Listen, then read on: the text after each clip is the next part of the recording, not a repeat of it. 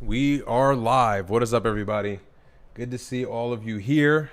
We're on time. Okay? So I really don't want much complaining from all of you. We are on time. Just turn this volume down. Back on, running the stream. What do you know? You know, I started this channel. It's good to see everybody. Seriously, I hope everybody had a great day. But I just want to say in the beginning, I started this channel talking about the Iran war. Every single day, my brother and I would cover Iran. Every single day, we're talking about Iran. And of course, the views were good. The engagement was good. You guys loved it. And so I thought to myself, man, this is like a good time to start a YouTube channel. Of course, war really is unfortunate, but I'm able to cover this, you know, very intimately because I've been keeping up with the topic, and me and my brother are into Middle Eastern foreign policy, etc., etc. But as time went on, the conflict started to die down a little bit. So, you know, I'm thinking to myself, okay, got to diversify, which was always the plan. And so I'm talking about other things, and I've enjoyed that, right? And I was hoping with the memorandum of understanding, or the MOU that was signed about a month ago at this point, that things would start to calm down and, you know, Iran would not be as popular of a topic as it is currently. And, you know, we could talk about Russia and Ukraine like I did before yesterday, and we could talk about everything that's happening in the news and all of this good stuff. And Sneo and I debate on Times Square, and we have our debates on like what a white person is, and, you know, like content that's a little bit more lighthearted, not always like news, war, maritime trade. And bro, it just doesn't end. And my brother and I had said, sorry to throw it back in your face. And I really hope everybody in here believed us and wasn't going against us, because you probably feel really stupid right about now. But my brother and I had said, this is pointing to a long-term conflict. You cannot get into a short-term conflict with the Islamic Revolutionary Guard Corps. You can't get into a short-term conflict with Persia, with Iran, bomb them for 40 plus days and expect to just step out without any damage done to your reputation, your economy, your military. And all three things have been damaged as a result of Donald Trump deciding it was a good idea to join Israel in striking Tehran on February 28th and killing their supreme leader. So here we are now in July. And by the way, another prediction is vindicated. A couple streams ago, I was speaking to Sneo, and he said, how long do you think this war would last? You can go back to one of the videos. I can't remember which one it was, but I spoke to Sneo. I was in the white shirt with the watch, and I told him, I said, I think this is going to last until at minimum July. I told him at minimum July. If it's going to end, it'll end in July, but I don't think we'll see hostilities end. And lo and behold, it's July 8th, 2026. And the memorandum of understanding, you know, that ceasefire that effectively guaranteed there would be no legitimate or aggressive back and forth between Iran and the United States, well, that's dead now. That's effectively dead. White House officials have now flirted with the idea that it's dead. Trump at the NATO summit said that Iran is scum and that he doesn't want to work with them anymore and that he's going to retaliate for them hitting these vessels in the Strait. So it's over. And now we're back at war with Iran effectively. I mean, that's the only thing that I can draw as a conclusion from all of the news developments that we've seen over the last 72 hours. And this all kind of started on Monday and Tuesday when Iran was hitting oil vessels in the Strait. So I'm going to do the whole shebang. I'm going to give you guys top to bottom coverage, the long and short of everything. We're going to read an article by New York Times, and then I'm going to give you all my thoughts on what I think is going to happen, how I'm really understanding this conflict currently, what I think it's about, because I think there's an element that people aren't really gravitating towards or realizing. And I think it's strategic control over the Strait. I don't think it's offering maritime safety. I think the United States just wants to control the Strait. I think the United States cannot live with the fact that Iran controls the Strait. And I think UKMTO, I think maritime trade organizations like from the United Kingdom and others are now probing oil vessels into using Omani waterways instead of the Iranian ones, in so that they can try and like offer safety and potentially even provoke Iran into striking those ships. So then we have a plausible reason to get back into war. And what's my evidence for that? Well, JD Vance the other day said, well, the MOU was just so we could catch our breath. Why would you say that? I'm not kidding. I swear to God. I'm sure all of you saw the clip. I think we reacted to it with my brother. JD Vance said on some interview, I can't remember, but just go look it up. I'm not going to pull up the clip now. He said, not verbatim, but swear to God, he said the MOU gave us a nice little time to breathe. It gave us time to collect ourselves, to re-strategize, to resupply our munitions, to give our allies some time to breathe from all of the retaliatory strikes from Iran, primarily against the GCC and other nations in the Middle East, of course, the biggest one being Israel. And after that, I mean, he didn't really go into great detail, but that insinuates that our plan was to undermine Iran and just feint diplomacy, mow the lawn over in the Middle East, keep bombing them little by little, and then stepping out and saying, we have a peace deal, and ultimately resume the war. And that's what the cycle has told us. If you've been paying attention, the United States will get into it with Iran for a matter of a few days and then pull back out and say, no, don't worry, we're not actually at war. And Iran is like, you just bombed us. We are at war. And the ceasefire is on its last leg. It's very thin. It's very fragile. And the United States is saying, nope, the ceasefire is in full effect. So it's kind of obvious that, like, we don't really want to end the war. I think what we want to do, and this is what everybody's saying, this isn't some special take, but just pause it for midterms. And when midterms are over, get back to business. That's what it seems like. Because diplomacy has been accessible, it's been ready, it's been in front of us on the table, and we've turned a blind eye to it. If we really wanted peace, we would have achieved it by now. But the goal for the United States is to show a good face, to make it seem like we're winning, to make it seem like Iran doesn't have control. But unfortunately, as I tweeted about 2 or 3 days ago, Iran holds all the cards and MAGA is cooked. So it feels good to be vindicated, but at the same time, even an idiot could have seen this coming. So really, it's not that impressive. But we'll get into it, and I'm really going to go in detail as to what's happened from Monday and Tuesday and Iran attacking these ships in the vessel. Wow, it's Wednesday.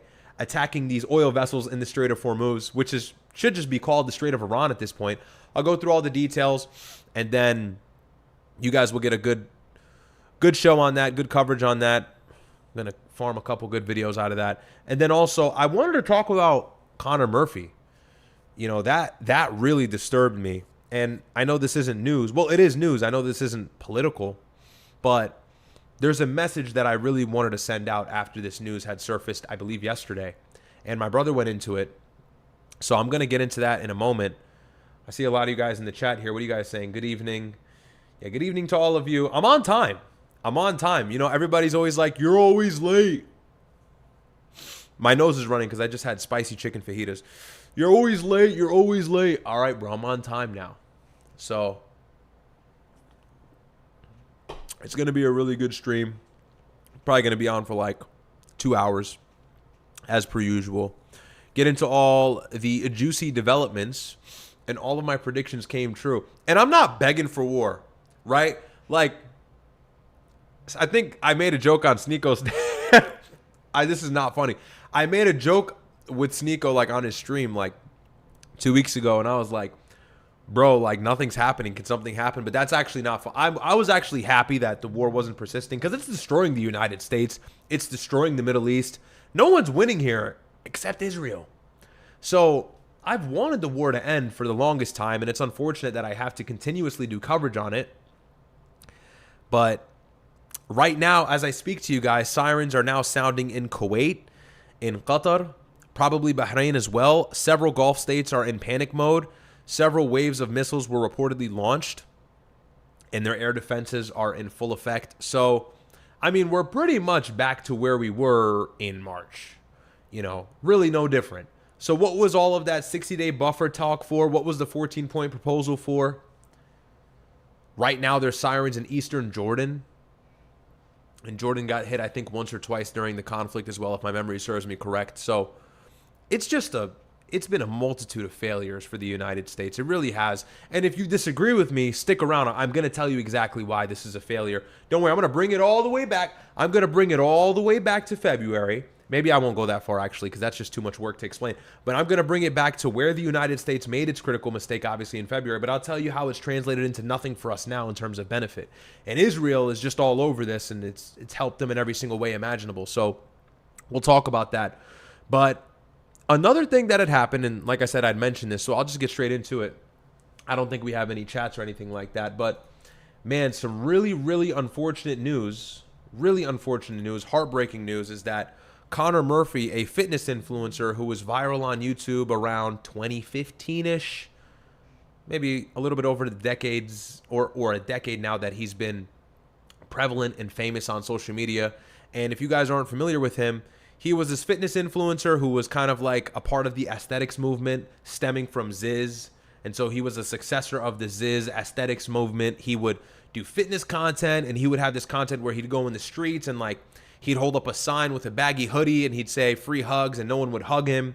And then he would take the hoodie off and he would have an absolutely ridiculous physique, chiseled muscle, 10% body fat, in amazing shape. And all the girls would jump on him. And, you know, it showed you that you had to get shredded. You had to be in the best shape possible. Very, very influential character in the fitness space in the last 10 years. Now, obviously, you know, as we all know, or if you're not familiar, I'm giving you the lore. Connor Murphy kind of fell off of the face of the earth and lost a lot of relevancy, and that's because he was dealing with serious mental health issues, and that likely stemmed from his drug abuse. Connor Murphy was known for using psychoactive drugs, psychedelic drugs. Ostensibly, ayahuasca was one of the drugs that he dabbled with in South America, which kind of kickstarted all of this craziness that he went down. And there was this whole rabbit hole where police came to his house and he was saying that he would harm himself. And there were people who visited his house and his house was in ruins and everything like that. And unfortunately, I believe yesterday or 2 days ago, I'm not too sure, Connor Murphy was in Thailand. And I suppose authorities had showed up to apprehend him because somebody called the police for some reason. I would assume because he was going crazy. I don't have the whole story straight, but it doesn't matter because I'm trying to make a crazier point or a larger point. The deal is he jumped into a lake or a river of some sort and he drowned. He drowned and he passed away, and it was devastating, heartbreaking news. Very unfortunate. And my brother went into great detail about everything yesterday and reacted to a couple videos on it. So I'm sure that'll be uploaded to his YouTube promptly. If not, you can go find the long form content on Kick. He went into a lot of detail on it, and a lot of guys did a good job breaking it down. I'm not here to really break down or highlight how poor his mental health was and how was he abusing drugs or how he abused drugs for so long. And look, the guy's no longer here with us. The mistake was made, and, you know, unfortunately, he suffered at those mistakes with drowning to death, which is one of the worst ways somebody can lose their life. So prayers and thoughts are with his family or any colleagues of his. Certainly my thoughts and prayers are with him, and, you know, rest in peace to Connor Murphy. But, you know, and I've had these conversations with good friends, especially back in college, and this is something that I've always stood by.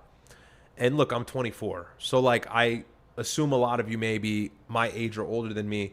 But for the young people here, or anybody who's just getting into college, anybody who's in college, anybody who's even, excuse me, older than me, the biggest thing that I can say, and I know I'm right here, and I just will never, ever step back on this, is I get it. Everybody says don't use drugs. You know, drugs are bad. Don't use drugs, whatever it is. And people are going to listen. They're not going to listen, whatever it is. But the most important thing with drugs, really stay away from them. But if you're going to use drugs and I can't stop you, stay away from psychedelic drugs. Stay away from these psychoactive, mind-altering, dimension-altering, really, drugs. Like the ayahuascas, the acid, the DMTs of the drug world. And, you know, Joe Rogan won't like this. I'm kidding. I don't really know his official stance. I know he talks about this stuff all the time. But, you know, these drugs change your mind. These drugs change your mind to the point where you can end up like Connor Murphy, or you can have a story similar to his, and a lot of people don't make it out the other side to actually tell you to stay away from this stuff.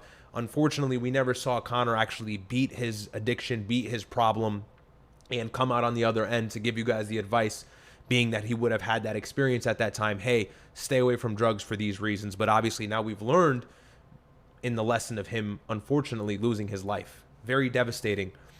But these mind-altering drugs, man, you get one brain. You know, you get one brain, you get one life. And for me, I believe in heaven and hell. I believe in God. I believe in heaven and hell. I'm a Muslim, but even if you're a Christian, I'm sure you can relate to that as well. You know, you die on a drug overdose. Not to get all religious and theological, I don't like your chances in the afterlife. Imagine standing before God on Judgment Day or whatever when you die, however you believe the afterlife to go, however you believe the sequence of events to follow in.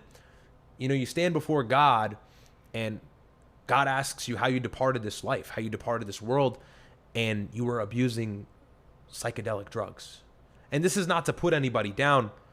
What I'm saying is there are so many uncontrollables in this life. There are so many things we cannot control that could kill us. You know, you can't control when you die.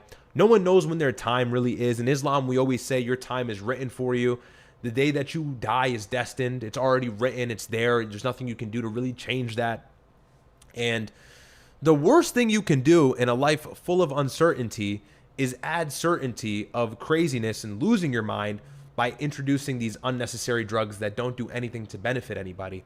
And so I know there's a class of apologetics for these types of drugs and these psychedelics where people say, you know, well, it enlightens you, it opens your third eye, and you look at life in a way you would have never looked at it before.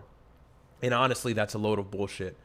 And I strongly, strongly condemn any rhetoric similar to that and oppose people who teach these things, especially to individuals who are influenceable or people who are younger than them. That's disgusting. You know, these drugs not only change your mind for what I believe to be the worst, but they can also put people in very dark places and in places of dependency where they'll need these drugs. And then the funnel just keeps going down further and further until the point where you could end up like a Connor Murphy or anybody else. Even Ziz, I think he died from drug overdose or repeated drug abuse that led to some other circumstances, which is why he passed away. Ziz, another very influential fitness influencer, way before my time, back in like the 2010s. So, you know, you get one brain, bro. And for me, it's always been inconceivable to me to try these kinds of drugs, you know, and even for that matter, marijuana. And I know a lot of weed smokers are going to be in here. They're not going to like this, but you know, you're really running a big risk in changing your mind forever. I think now these days, THC content in marijuana is higher than it's ever been. And so marijuana-induced schizophrenia or schizophrenia that comes from marijuana abuse is more common now than it ever was. And I can speak from experience. I have a good friend of mine who suffered early onset schizophrenia, which he was genetically prone to because he abused marijuana. And that is a road you cannot make a U-turn on. So, you know, once you kind of lose your mind, once you have that life-altering trip, you will never really be there all the way again. All these people who use these psychedelic drugs, you know, if they make it out on the other end or other side without taking their own life or doing something crazy, there's that 10 or 20% of them that just will never be the same. And to them, they say that's beneficial. To me, I say that's evil. To me, I say that's insane. That is disgusting. And I condemn that in every sense. The sober mind is the greatest mind that we've ever seen. Isaac Newton was sober. The greatest thinkers were sober. And I know there were some that weren't, but are you going to be that person who uses drugs and reaps the benefit of it if there is any benefit? You know, pull from within without these external methods to make yourself the person you idealistically want to be. Maybe you need to work harder. Maybe you need to go somewhere else to become that person you want to be. I see a lot of people saying that when they take these drugs, they're more motivated and they do better and they perceive things better. And it's like, but that's a you problem if you feel like you weren't doing those things correctly from the get-go. And now people are raving over microdosing shrooms. Shrooms now, it's another psychedelic, psychoactive drug. And people like microdose it. So they say, no, don't worry, it doesn't get you high.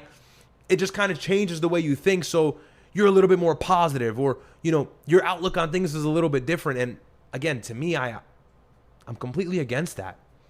You know, these are things to not play with. You're not going to take these drugs and get an IQ boost.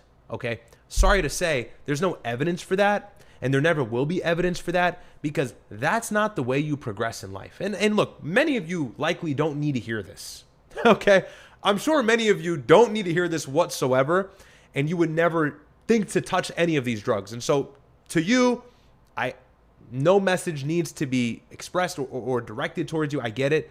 But even if it's 5 of you in here, if it's 5% of you in here who benefit from this message, then I've done my job. So honestly, drugs, stay away from them. Alcohol is a little bit different. Look, I don't promote drinking alcohol. You shouldn't drink alcohol. All of the top neuroscientists stay away from alcohol because of how damaging it is to the brain, even in casual doses or even in moderate amounts. So alcohol is bad too, no alcohol. But alcohol is not going to like alter your mind to that degree. You know, people get drunk and it heightens good and bad qualities. You get high off of ayahuasca, you are like on another planet talking to a different being. You know, you're having this out of body experience. People do ayahuasca and say they're talking to God. People do ayahuasca and then they think they're God. You know, like one of those signs of schizophrenia when people are suffering from a schizo episode, They go, I'm God, I'm a deity. And these are the things that Conor Murphy, I was about to say Conor McGregor, my mind's on the UFC event this weekend. These are the things that Conor Murphy was echoing. These are the kinds of ideas and the rhetoric that he was spewing to people that he would interview on the streets after he was dabbling with these drugs. And, you know, you can see the signs. They're very obvious. So, you know, I know a lot of college kids. I used to see these kids in college all the time do acid and do shrooms. And they would always say, dude, it's so awesome and it's so great. And I always just was terrified of that. I would never want to mess with my brain. I love the way I think. You know, I love the way I think. I love my perception of everything. And I'm constantly trying to improve that. I'm constantly trying to become smarter, trying to become more philosophical, trying to become more esoteric. I'm trying to become, you know, a better speaker, somebody who can analyze things better. And, you know, quite frankly, my brain is what makes me money. I'm here now talking to you guys, utilizing my mind. And you guys, there's about 500 in you in here right now, 500 of you in here right now. And you're here because at least most of you appreciate my opinion and want to hear what I think about something. And that's my brain. And from this, I make an income. And from my normal job as well, I make an income. I play with my brain. I could potentially lose the ability to do that. Or better yet, lose the will to want to do it and start doing some stupid shit like backpacking Europe because I had a shroom trip.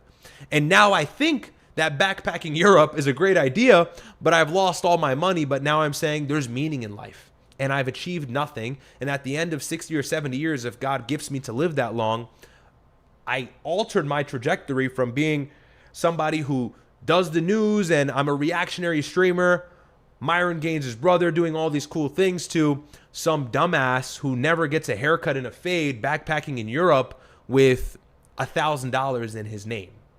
So, and these are the things, these are the shifts that drugs can bring you upon. So really, the psychedelics, not cool, bad aura, stay away from them. And there's countless stories like Conor Murphy's. There's just countless stories like Conor Murphy's. You know, again, like I said, alcohol is bad too, but I know people can drink alcohol and they won't like show up the next day with a new name and a whole new perception of themselves and quote unquote enlightened. Yeah, you're not enlightened. You enlighten yourself by reading. You know, I know it sounds boring and cliche, like, okay, Ryad, we get it, but this is, you want to enlighten yourself, maybe read. You want to enlighten yourself, maybe think. You know, no one ever thinks anymore. People don't think anymore. Sometimes I sit down and just think. Sometimes I sit down and just let my brain run and work. You know, when I'm driving, sometimes I won't play music and I'll just think. There's no one does that anymore. It's always something external that has to change the internal, but the internal should be the powerhouse at times. The internal should motivate the external. You should change the world with yourself without any added fuel source from the outside. But now where we've gone in 2027, 2026 is we have relied on the external to change us internally. And then when we go back out to try and change the external, there's nothing there. You've already broken the cycle. You've broken the system. God will not reward you. God will not aid you anymore. You've depended and leaned upon other avenues and roads for a different outcome when the answer was just always you, but you never broke the cycle. You never broke the cycle. You never stepped out of bounds. You never became the person you wanted to be. You were never conscious. You were always unconscious, just drinking, drugs, party, drinking, drugs, party, because maybe you're uncomfortable with yourself or your everyday life. And I get it. There is a monotony to life. And that's why we all go out and I go out and have fun. Not in any haram way, but I go out and I have fun and I enjoy. That's fine. There needs to be that balance at some point. But, you know, now I'm just going into a full-on tangent. But this is important. The fact of the matter is, and the conclusion that I want to draw out for you is just really stay the F away from drugs. And never will they be beneficial to you more than you doing the right things would be. You know, so don't turn that route. Don't go that way. I know it doesn't sound cool. You know, peptides are different. A nigga's popping Retta, the nigga's gonna pop Retta and get shredded. It's a GLP-1, whatever. Maybe it has side effects in 10 years, whatever. Same thing with all these other peptides. You know, I'd rather you even do like anabolic steroids, and I'm not promoting that. I'm condemning that. Don't do that. You'll make your heart work harder. You will shave years off of your life. But even that, is better than psychedelics because it's one trip. It's one trip. You take this crazy shit ayahuasca they're taking in South America. You take this crazy DMT, all these crazy drugs, shrooms, far more accessible, I believe. And even marijuana, it takes one bad high. It takes one bad trip. I had a friend in college who just took a bong rip. He hit a bong rip and it completely changed him. Completely changed him. He had this bad high and, one thing led to another. And he was never the same person even until this day. It wasn't a bong rip. It was whatever they do, the wax. He did like a wax hit in this like really weird, unexplainable machine. If you know, you know. But it was like THC wax, weed wax, whatever. And, he had this bad high and he thought the world was going to end. And he was wrapping his neck around with cords and he was going crazy. The ambulance came, took him away. And I see this guy the next day or the day after and you could tell, you just look at his eyes and it's not that person anymore. Let's use a fake name, John. John wasn't John anymore. So, dab rip. Yes, thank you in the chat. He hit a dab rip. So, is that how you say it? Hit a dab rip or he ripped dab? I don't know. So, it's, we're laughing. But it's a serious issue. It's a serious issue. Because look, these other drugs, they can lead to complications and circumstances that are unideal for your health. But the psychedelics, man, those at the end of the day, look, you get a disease, you get a side effect that's chronic from a drug. In some way, and I'm not making excuses for it, I'm just trying to show you how bad the psychedelics are. I'll repeat that. I'm not making excuses for other drugs. I just want to show you how bad the psychedelics are. In some ways, these other complications from these drugs, you can live with. You do ayahuasca, you do DMT or these other things, you mess with your mind, you're different forever. So, and I would like to think a lot of you like yourselves. Don't you like the way you think? Don't you like who you are? And if you don't, well then that's a you problem. Not this drug is going to fix my problem. That is a you problem. Again, like I spoke, the internal and the external. So, stay away from drugs. Please stay away from these psychoactive drugs. Marijuana as well. Marijuana leading to schizophrenia is increasing at an alarming rate right now. Go look at the literature. I've read up on this stuff, not in a little bit, but I've read up on this stuff prior. There are more cases now of people getting schizophrenia due to repeated marijuana abuse, way more than it was in the 90s and the early 2000s. And could that just be because of accurate reporting now as opposed to then? Certainly, but it also could just be that THC in weed is getting stronger and stronger. The drug market could be changing. I don't know. I don't do it, but these are just speculatory claims. And so my advice to you, stay away from these drugs. I went to college for 4 years. I lived on campus for 4 years. I cannot tell you how many people I've seen fall victim to drugs and completely change, drop out. And I still know some of these people today. Of course, I won't name them, but I see the different life path that they're on. And I knew where they were going prior. I knew that they had a promising future before. And I know where that road took a sharp turn. And now there's somebody that they probably never would have wanted to be prior to that drug trip. But they won't know because they've been blinded and their mind has been changed. So totally anti-psychedelic. People play with their brains and it's just like, stay away from that shit. Of course, don't drink, but I know many of you won't listen to me. You're going to have your beer on a Friday and a Saturday. Whatever, but you start playing with those drugs that are hard to name and spell, that's when you've breached into uncharted territory. That's beyond the pale. And we see what's happened with Connor Murphy. We see what's happened with many other people who have died from these drugs. And I'm not saying psychedelics give you a heart attack. I'm saying they change who you are. They change who you are, and that should be the most important thing to you in your life. Who I am and me remaining consistent as me, Ryad, is far more important than anything else, So, because if you change, where's your soul? Where are you? Where's your essence? You're just a fucking leaf in the wind, People are normal. They're grounded. They have opinions. They have the right opinions or their own opinions, which is special because it's individual to them. And then they do ayahuasca and they're a fucking leaf in the wind. They don't have any originality. They think they do, but no, you allowed the external to falter with the internal. And now you're somebody that's unrecognizable to those that befriended you for who you were prior.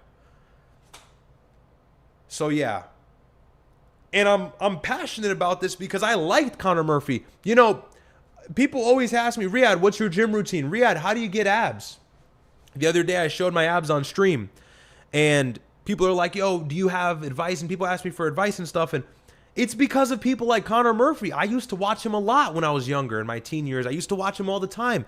Now this guy just drowned in a lake because he was playing around with drugs. And he never got the help that he needed and deserved.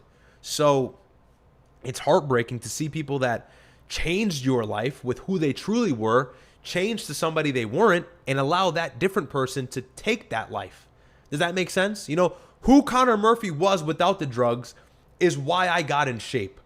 And who he became after the drugs is unrecognizable to me and to himself. And as a result, he lost his life because of that alternate being, that alternate dimension in which he entered. So dangerous stuff. I know I'm maybe even over-explaining it, but it deserves an over-explanation, honestly, because these are things that can change your livelihood. You know, people take these drugs, they lose their wives, they lose their kids, they lose their homes, they lose their jobs. And they think that they're woke. They think that they've like beat life. They think that they've figured it out. You figured nothing out. You regressed, you know? The sober mind is the mind, okay? The sober mind is the mind.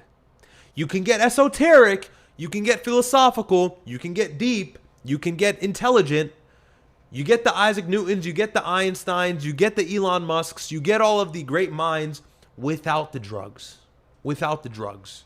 I don't know if Elon Musk even really belongs. Elon Musk is, I don't think he's like a brilliant, like him and Isaac Newton shouldn't be in the same category. But you get my point. The Socrates, the Aristotles, whatever. So, you know, it is what it is.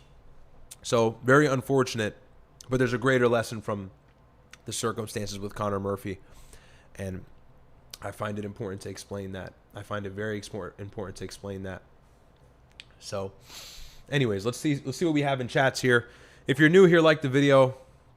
Shout out to all you guys. Appreciate the love and support. But that is my passionate monologue on why you shouldn't deal with drugs. I'm telling you, even weed. Stay away from weed. Even weed. You know, weed has become way too normalized, bro. Me and my brother and I have always been so against that.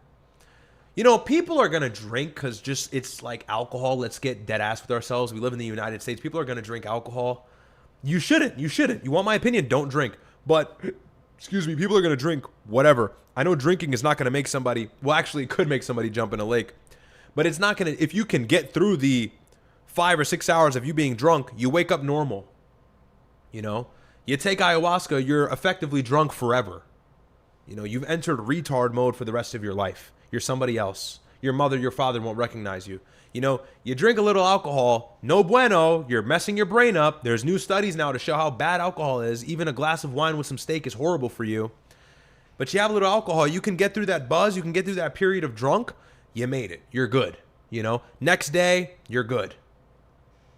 So stay away from these drugs, man. And I'm not saying all drugs. Like, I understand drugs serve their purpose. I'm not being a super ultra boomer, traditional conservative Charlie Kirk dumbass.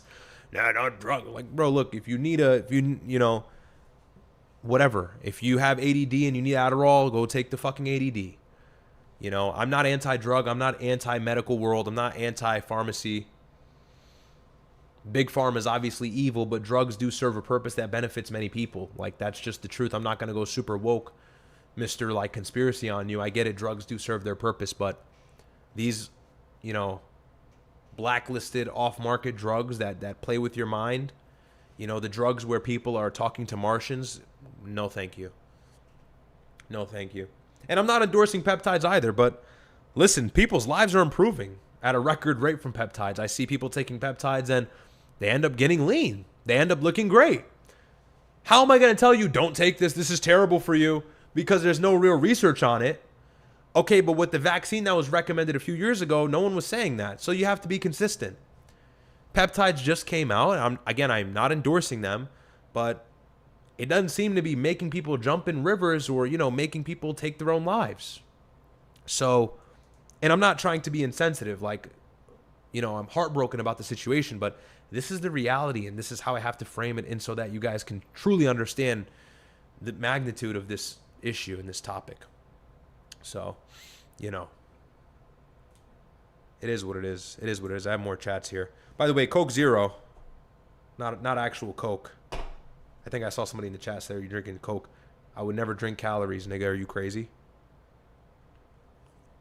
So yeah,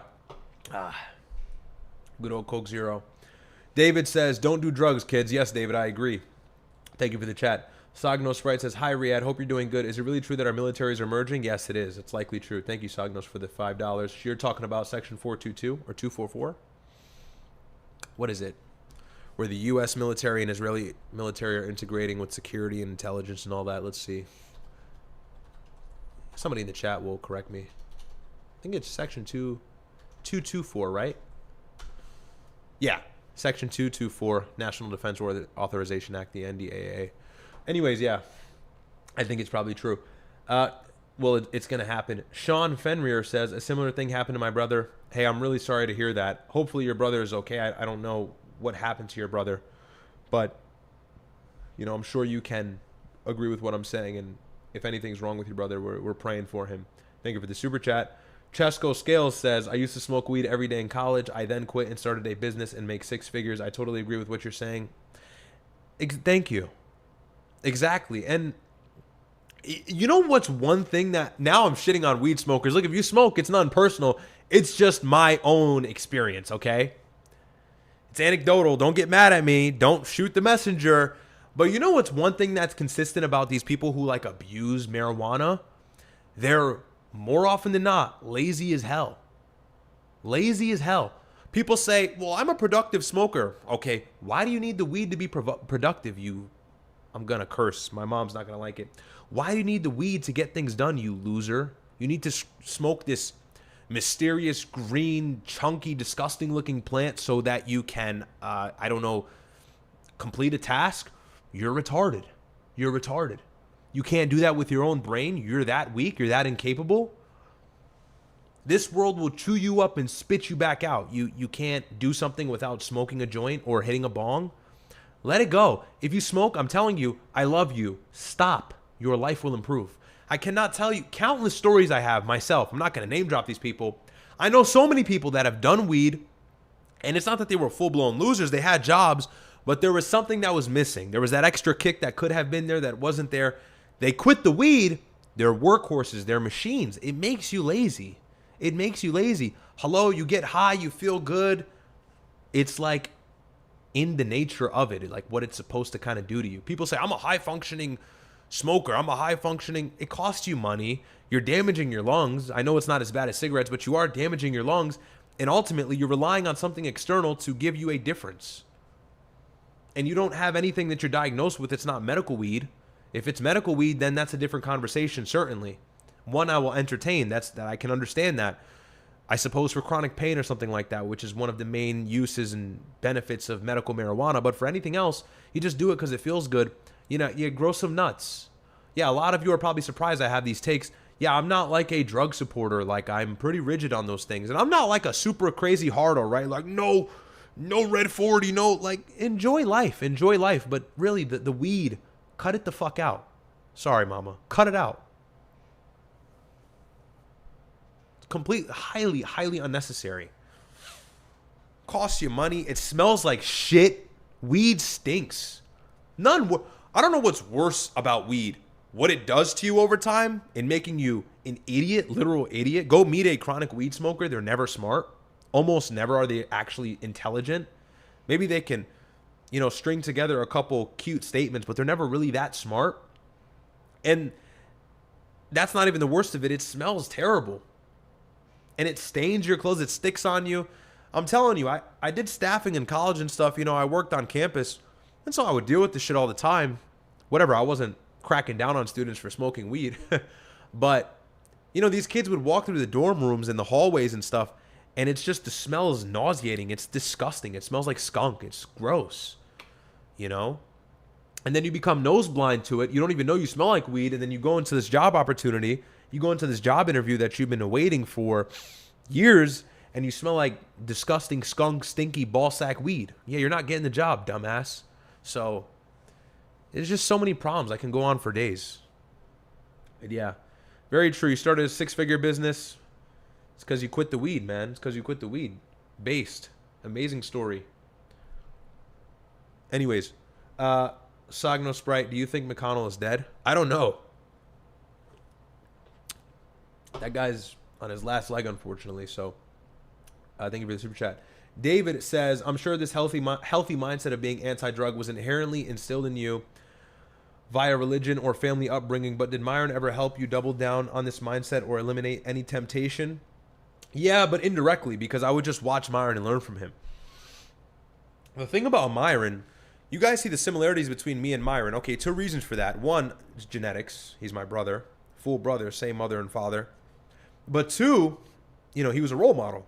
I was the younger brother. I'm 11 years younger than him. So monkey see, monkey do. No pun intended. Save the jokes. So I would see him do stuff and I would emulate what he does. And my brother was always very anti-drinking, anti-drugs, anti-party, I don't want to say he was anti-fun, but the guy was always serious, It's always business with him. He's very big on his return on his investments, My brother's not doing something unless it's going to benefit him. I'm actually a lot more laid back, okay? And now I got to pull back. Look, I'm leaning back in the chair because intrinsically I feel like I'm coming off as a hardo, so I'm going to lean back in the chair and act real cool. Look, I enjoy things. Like, my brother's very frugal, and he's not cheap because he's poor. He's a millionaire. Big shocker. But he is just not somebody who enjoys meaningless things. I kind of do, in a way. Look, I love cars. Always been into cars.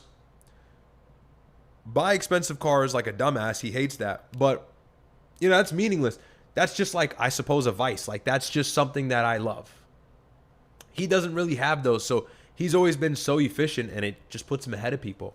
But yeah, growing up, I've always, watched him. And listen, my brother worked for Homeland Security. He was a federal agent. He was cracking down on human smugglers, drug lords, trafficking, crazy stuff. Guy didn't have time to be a bullshitter. He didn't have time to play around with drugs. He didn't have time to be a goofball. So I certainly picked up some traits from that. And thank God I did. They benefited me greatly. I hear a loud car. I think I know who it is. But anyways, so yeah. Don't worry, we're going to get into Iran right now for all of you who are waiting. We're going to cover it in a moment after we read these chats. So, yeah. Let's see. Chesco Scale says, pain is a great motivation, the best. Pain is jet fuel. I said this on Twitter. I said when any of my friends come to me and they say they're heartbroken, I just rub my hands in excitement because I know there's nowhere to go except up from there. There's nowhere to go except up. So, if you're dealing with something, if you're going through something, channel that into energy. It can be very powerful. Don't channel it into, always being sad and this monotonous state of depression. I know it's hard, but don't, loathe in that pain. If you utilize it correctly, it can be very powerful. So a lot of things can either be so powerful or so dangerous. Everything in life is almost a double-edged sword. Solitude, I tweeted on this the other day. Solitude can either be yielded for your greater benefit, or you can become lonely and want to destroy everything about yourself and hate your life. And it just depends on the utilities in which you find in solitude and how you utilize it. I tweeted that the other day. I said, if you feel like you're always alone, if you feel like life is so monotonous and repetitive, try to break that cycle. Here, I can read the tweet for you. I said here on Twitter, and, a couple people DM'd me and said, hey, you saved me from a bad time today. Thank you. So I totally worked the tweet. I said, if you feel a wave of sorrow or emptiness approaching, immediately change your reality. Leave your house and do something you typically wouldn't do. You will find yourself on the other side happy you did it. Sometimes the sheer monotony of life is enough to drive us crazy, and you must constantly change that. Nothing changes if nothing changes. Adopt rituals that no one can take from you. Solitude can be so powerful if yielded correctly. And that's so true, but again, it's a double-edged sword. If you don't wield that solitude correctly, it can drive you into depression and constant sadness. So, like everything, same thing with pain. Pain can either be a great motivator for you and help you out. And look, it's never going to feel good, but you can utilize it or you can let it destroy you. It's either acid or it's jet fuel. So the decision is yours. Angel says, the problem with this society is that they encourage others to do drugs and they get mad if you don't take it with them. Yeah, and they peer pressure you, but, you know, you got to be better than that. And here's the thing. At the end of the day, if people know you won't do certain things, they'll hold that respect for you. They will. So, John says, thoughts on Wim Hof method and the DMT breathing? I'm not familiar. John. Thank you for the 2, though. MSP says, recently had a spinal cancer tumor removed. Wow. Unable to work out except go on light walks as of recent. Lost 30 pounds and most of it was muscle. I am not a doomer or anything, but what can I even do? Hey, well, first of all, God bless you. I'm glad that it seems like everything is good now. It seems like the surgery was successful. But I don't know if you can't work out forever. I assume you mean temporarily. Lost 30 pounds and most of it was muscle. I'm not a doomer or anything, but what can I even do? Hey, man, always remember, look, muscle's good for you. It helps you live longer. It's great for you, but maybe it's not the time right now. If you can't lift, do what you can. Control the controllables. Go for walks. Look, if I was, I'm not doing this to make you feel better, honest to God, truth. If somebody came to me and they said, you either can choose to go outside every day, go for long walks, ponder in your thoughts all day, drown in your thoughts and, be physically active in that way, or go to the gym and like be a brute and lift, I would choose the walks, So do what you can with your situation and your circumstances. When you are able to work out, of course, go resistance train, and you can get with One Chest. He'll pop his link in the chat in a moment, and he's, a great personal trainer representing my community and my brother's community. So we sponsor him, and he can help you out with that. But if you can't lift, man, do everything else that you can control. Do everything else that you can control. IQ max. Read. Reading really does make you smarter. I know it's like so clear. Read. Get into a different hobby. Find something different you can do. Like I said in this tweet, find how you can snap that cycle. You gotta be willing to do it though. It's gotta be a conscious effort. Very conscious effort. But don't worry about the muscle, man. You'll get the muscle back if you are able to lift again. I'm hoping to God you can. If not, it's all right. At least you're here with us. But if you can lift again, you have what's called muscle memory. So the muscle will come back a lot quicker than it did the first time around when you first earned it and achieved all that muscle mass. It'll come right back. It's like a saved game, You got to let the system load up a little bit. But, once it recognizes that flash drive or that memory card, you'll put that muscle back on. It's not going to be overnight, but it's going to be a lot quicker than it took you to initially get all of that muscle. So I'm glad you came out of that surgery healthy, at least I assume, and successful. And we're all praying for you in the chat. So appreciate it, man. But if you can train, just work out lightly, do what you can do, and that muscle will come back, man. Don't worry about it. One Chest says, L fat people. Yeah, very true. One Chest is the official trainer for my brother's community and mine. So if you guys need a personal trainer after all of this motivational talk, I didn't think the stream would start this way. But look, Connor Murphy, he passed away. And so I want to make sure there's some sort of lesson or something that we can take from this and not make it completely in vain. But if you need a personal trainer, get with One Chest. I'm going to pin his link in the chat right now. Inshallah. KB Moss says, just dropping off my Nepo text. Ha, W Ryad. More IRL streams. Oh, and also snitching on you. Mommy curse got your ass. LOL. Yeah, I know. Thanks for the 5, man. I appreciate it. Thank you for the Nepo tax. Appreciate it. Let's see. Vito says, does Myron really drive a 2002 Honda? Yes, he really does. I'm not kidding. Myron really does drive a 2000. I think that's the car he still has. That's where me and my brother are different. I do like nice things, bro. Like, you'll see me, I'll have, like, nice shoes on. Like, I'll care about how I'm dressed and shit. Mind you, Myron's clean. I'm not saying he's not clean. He's very clean. He showers, like, twice a day. But, like, dude just does not care. Like, he'll throw on the same jeans, the same, he'll wear his merch. Very minimalistic guy. And I'm not, like, a materialist, but I like my nice stuff, I like my nice stuff. I'll wear a nice watch. I'll wear some nice shoes. I love cars. That's one of my passions and hobbies. So I'll have a nice car. So we're different in that respect, certainly. We have a lot of similarities, but where we distinguish one another is certainly in that. So anyways, Ryad. Hey, Ryad Alaraj. No, that's an Albanian name. Saw that clip of you trying to explain whiteness to smooth brain, low IQ Sneeko, an Albanian kid. Wow, that was painful. I'm also white and Albanian. Thanks for the chat. Look, nah, Sneeko's not smooth brain, low IQ. I love Sneeko. It's a good friend of mine. But yeah, I don't know. Like he was, I was trying to explain it to him, but it was a good conversation. I think it was uploaded on my channel, so you can go check out that video.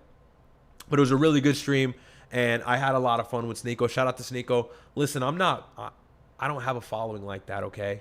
Maybe there's 700 of you in here right now. Love all you guys. I'm not that popular.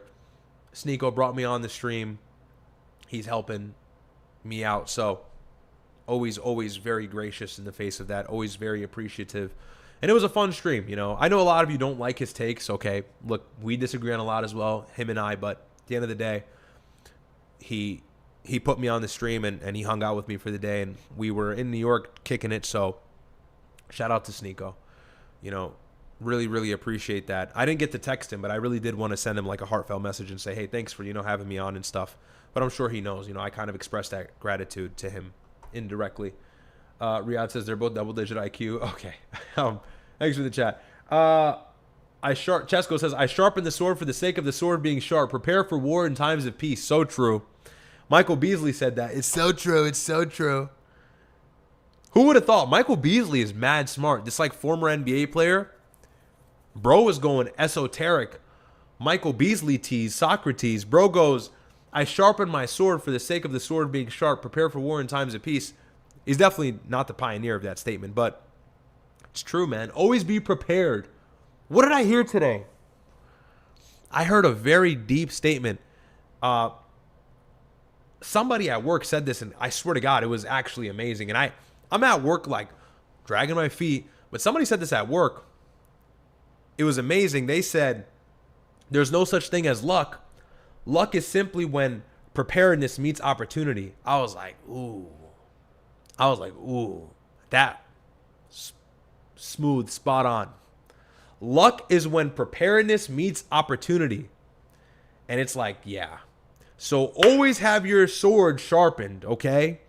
Don't wait for the enemies to pull up and, you know, all right, actually, I'll be careful with that analogy because of YouTube. But you know what I mean? Always be ready. Always be ready. Always be ready. Be on go. Be ready to mobilize. You know?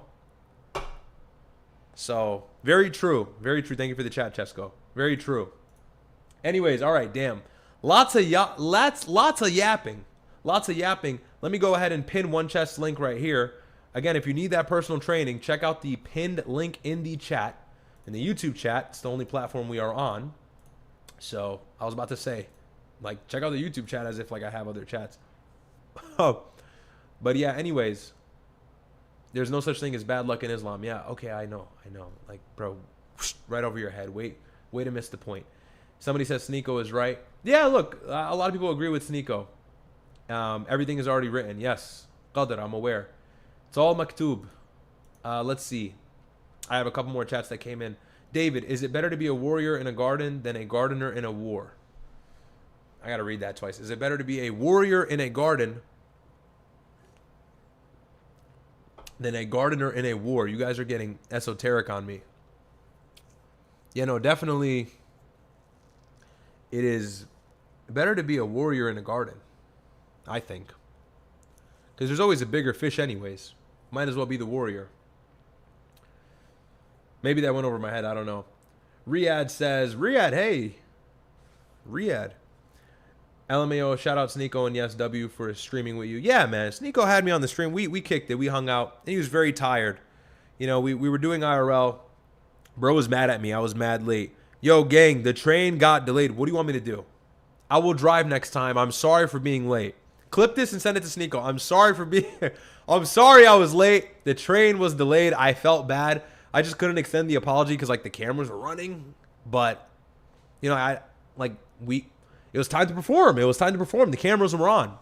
But yeah, shout out to Sneeko and let him know. Anybody who's in love speech, let Sneeko know. I greatly appreciate him bringing me on stream. Had a lot of fun with him.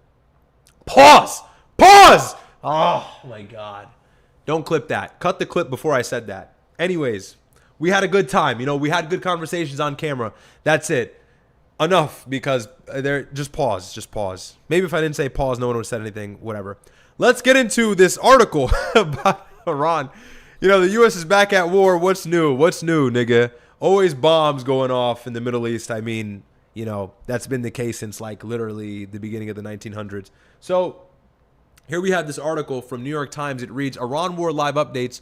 U.S. launches new strikes on Iran, military says. This was about 2 hours ago. So as we know, sirens are going off in Bahrain, Kuwait, Qatar, Eastern Jordan. So the whole Gulf, the whole Arab Peninsula is pretty much under fire right now from Iran, a large part of it at least. So let's see. Let's get into this. No more chats, right? So here we have this article, and it says, Iran war live updates. U.S. launches new strikes on Iran. So guys, if you haven't been paying attention, there's been a lot of developments with this war and a little bit of a difficult time keeping up with it if you're not reading the news a lot. So I'll give you guys the whole rundown and everything that's important to understand as of right now. There's one new update right here. Let's see. Trump used the old Air Force One. We can talk about that in a moment. I saw that already. So here is the latest. The U.S. military struck Iran in a new round of attacks on Wednesday night, military officials said, hours after President Trump said he thought a 3-week-old ceasefire between the two countries was over. Iranian state media reported that explosions had been heard in at least 3 port cities along the country's southeastern coast. Shortly after the U.S. strikes, early Thursday local time, Kuwait's army said it was intercepting drones and missiles, and Bahrain's interior ministry said warning sirens had been activated without saying what had actually triggered them. Both countries were in the line of fire early Wednesday, too, when Iran said it had targeted American bases there in retaliation. The U.S. military said its latest strikes were intended to undercut Iran's ability to threaten ships in the Strait of Hormuz, a critical waterway for global energy supplies that has become a key issue in the conflict. Mr. Trump called the new American strikes retribution for attacks on commercial vessels by Iran.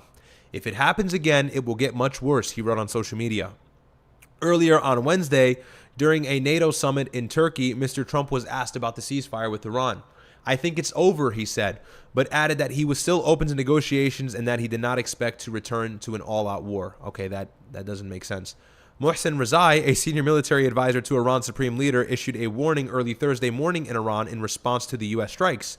The aggressor enemy and its accomplices will be severely punished, he wrote on social media. Shortly after, as he flew back to the United States, Mr. Trump claimed that Iran had reached out. They called a little while ago, he said. They want to make a deal so badly. Iran has said nothing about new negotiations. Mr. Trump used one of the old presidential aircrafts instead of the new Qatari-donated plane as a security precaution related to the presumption of hostilities with Iran, according to people briefed on the plans who said the change came at the urging of the Secret Service. The temporary ceasefire appeared tenuous almost from the moment it was signed last month, and the latest exchange of strikes seemed to have it on the verge of collapse. It's collapsed now at this point. Each side has repeatedly accused the other of violating the terms of the ceasefire. The latest violence has centered on the Strait of Hormuz. Iran has asserted that the terms of the deal give it oversight of the waterway and has demanded that ships use Iran's preferred routes. The United States has accused Iran of repeatedly targeting ships in the Strait, although Tehran has not claimed responsibility for a series of strikes in recent weeks. The strikes that began just before midnight in Tehran on Wednesday were the second in 2 days by the U.S. in response to attacks on 3 commercial vessels. Ostensibly it's 4. I don't know what the official number is, but Iran has been aggressive towards several different tankers in the Strait of Hormuz. But let's see here. The United States also revoked a sanctions waiver on Iran's oil industry, a provision of the ceasefire. So they were going to allow them to make money off of the oil sales, and now they've revoked that license in response to Iran being aggressive with these oil vessels coming out of the Strait of Hormuz, in case that wasn't clear. Shipping traffic in the Strait of Hormuz has once more come to a halt. The temporary truce was intended to reopen the strait and stop the fighting, but left some of the thorniest issues, particularly Iran's nuclear program, to be negotiated during a 60-day period. On Wednesday, however, Iranian media outlets close to its military published editorials calling for the official end of the deal. A social media account belonging to Iran's supreme leader Mojtaba Khamenei posted a doctored image depicting a snake emanting from Mr. Trump's signature on the ceasefire deal. What else to know, and I can quickly run through this as well. Oil prices, which had fallen back to near pre-war levels following the ceasefire deal, rose 5% to about $78 a barrel. That is down from its peak during the worst of the fighting, but its pre-war price of around $72 a barrel, whatever. I'm not going to read all of that because really, I want to get into all the developments. So, I mean, this article makes it quite clear. Let me get all these tabs out the way. Let's see. So, my apologies. So, I mean, look, the article makes it clear, and this is what we've been talking about ad nauseum, okay? A few weeks back, about a month now, the United States had signed the Memorandum of Understanding with Iran. And the goal of this MOU, this basis of understanding, was to create a buffer period so that they can actually get somewhere in negotiations. But there were factors that were binding upon the Memorandum of Understanding to continue.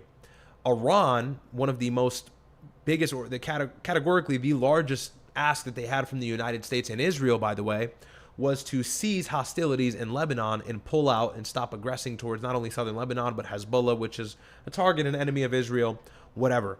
That's been one of the main issues that's been holding back a long-term peace deal or some sort of realistic negotiations between the Middle Eastern envoy Jared Kushner and Stephen Witkoff and the Iranian delegation. It's been southern Lebanon. And of course, to no surprise, Israel has strategically always been in and out of southern Lebanon for years, but recently they've ramped up their aggression far more than they ever have, taking control of territory that they had not had control of for the last 26 years, like the Belfort Castle and other areas north of the Litani River even at this point, and then the Zahari River as well, and the Zahari villages that they've told people to leave. And so now millions of people on top of those people they told to leave are displaced as a result of this war. Hezbollah attacked Israel because the United States had killed the supreme leader with Israel on February 28th. That's what started everything, and Israel did not shy away from the opportunity to finally fight them back with full force, which had been difficult after that ceasefire in 2024 when they killed Hassan Nasrallah, the leader of Hezbollah. So, you know, everything's kind of in a perfect place for Israel to do their bidding, and as this MOU continues to foil and tarnish and really crumble under all of this military pressure, it's better and better for them. And this is what I've said from the get-go, and I'll get into the developments of the war right now, or the last few conflicts or aggressions. This administration has been a supercharger for Israel. Israel has had the most influence in the Middle East that they ever have had because Donald Trump has done everything they have needed him to do. You know, Gaza has become a non-issue. Hamas has become a non-issue. They've destroyed Gaza. They've destroyed the Strip. And ethnic cleansing is easier and closer than it ever has been because much of Gaza is inhabitable. And on top of that, all the infrastructure that's critical for the people to have sustainable livelihood for the foreseeable future is destroyed. And of course, they're building it back up, but it's going to take way longer than that war lasted for them to actually have a sustainable place to live. Now, of course, the Palestinians don't want to leave because that is their land, but it's easier and easier for Israel as these days go on to have a legitimate reason to push these Palestinians out of the Gaza Strip. And Donald Trump has seemed to be in support of that idea, synonymous with Israel, which, what is he not synonymous with Israel in? All of his goals seem to be aligned with Israel's, which is a shift from 2016 and, of course, 2023 and 2024 when he first campaigned for his second term. But not only has Gaza been successful, at least for the large part for Israel, and they're still being aggressive towards Gaza, but now it's the West Bank. And yesterday, which was July 7th, if I'm not mistaken, today is the 8th, right? Yes, so yesterday, Benjamin Netanyahu went on CNN and he said that he condemns the Israeli settlers in the West Bank and what they're doing. And he says they're young delinquents and they have nothing to do with the government. Yet when CNN press journalists are actually on the scene in person talking to these Israeli settlers, they are guarded with military escort from the IDF, and the IDF is telling them, yeah, we know this is illegal according to international law and domestic law, but this is what we've been commanded to do, is defend these settlers in annexing and stealing land from Palestinians. So again, the Trump administration is doing nothing about that. And by the way, back in October, J.D. Vance and Donald Trump had promised, we're not going to allow Israel to annex the West Bank. That has been one of our main policies, so don't worry about all of that. That fell on its face, obviously, because they've made the most progress that they ever have, and that's been with everything. And then, of course, the cherry on top is southern Lebanon. Southern Lebanon has also been a very big goal for Israel. Strategic buffer zone that they've created between the border of Israel and the Litani River. So all of southern Lebanon has now been largely in IDF control ever since the ceasefire on April 7th, because as we know, on April 8th, Israel launched what is called Operation Eternal Darkness. By the way, this is after the United States and Iran had signed a ceasefire deal. Israel came in within 24 hours, actually less than that, within 12 hours, they came in and hit Beirut in southern Lebanon with over 100 strikes, and within hours killed around 400 people and way more casualties than that, injuries. So, you know, it's like every single chance they get, they're taking a stab at it. But now there's a little bit of a difference. And I'll explain what I mean. I kind of hinted at it earlier, so I gave it away. But what has happened this week? On Monday and Tuesday, Iran attacked 3 ships, 3 oil vessels going into the Strait of Hormuz, or really trying to leave. And that's because these ships were not utilizing or following Iranian Iranian directions in using Iranian waterways, which is what the whole agreement was about. Iran said they are going to control or have influence in the Strait of Hormuz until there's some final deal that's agreed upon between the United States and Iran. And so the MOU is just a bunch of ambiguity. Everything is really in the air. That's the essence of that. And so Iran wasn't being aggressive at first, but they were imposing their control upon the Strait of Hormuz, which is something they strategically had to do to defend themselves from the world's greatest military threat, and then the greatest threat they face right next door being Israel, working together to destroy the country and overthrow the regime. So Iran thought, hey, let's control 1/5 of the world's oil, grab the United States where it hurts, and make them bleed economically until they capitulate to our demands, which is effectively what happened. Okay, that's effectively what happened. Say what you want, but when you look at the war in its totality and where we are now, that's exactly what Iran did, and it has worked for them. And so now some of these oil vessels were using an Omani waterway. If you don't know, the Strait of Hormuz falls between Iran and Oman. And at its narrowest point, I believe it's about 21 miles. And prior to the war, Oman and Iran shared control of the strait, and so everything was fine. But after the war, those conditions and stipulations had to change, and so that Iran could weaponize it against the United States as strategic leverage, which again has succeeded for them. It's been a beneficial matter for them. So now these ships were starting to pass through the Omani waterways, and Iran didn't like that. And so Iran said, you want to test us? You want to try and call our bluff when we tell you not to use these alternate waterways and passages to exit the strait, because obviously they're tolling these ships and making money, and this helps them in their bleeding because the United States did block their naval ports, which kind of made their oil market a little bit tougher than it was, choked their economy as a result. And so they need to find some way to make some reparations. They need to find some way to economically survive. And, you know, they're going to call me an IRGC spokesperson. I'm just taking you through the mind of Iran. I'm telling you why this happened. You know, say what you want. And so Iran bombed these oil vessels that were not following their directions. And before I even go into the next development, well, what does that tell you? Iran controls the strait. And at this point, you might as well call it the Strait of Iran. It's no longer the Strait of Hormuz. It is their waterway. And any ship that doesn't listen to them, by the way, this is not the first time this happened this week. Any ship that doesn't listen to them receives a drone strike as a result. And then that halts all of the passage of these ships for the better part of the next 4 or 5 days because of fear that Iran's going to do it again. And obviously, these are not military ships. These are civilian ships with civilian sailors who man them and operate them. So they don't want to be dealing with IRGC missiles and drones and whatever else Iran has flying over their heads because they may or may not be following directions. And they've got to pay up as well, which becomes expensive for a lot of the countries that these ships belong to. So, you know, you have all of these facts existing at the same time.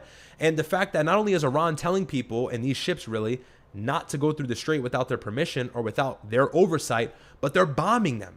And so Iran is not just bluffing. They actually have control and dominance in the Strait of Hormuz.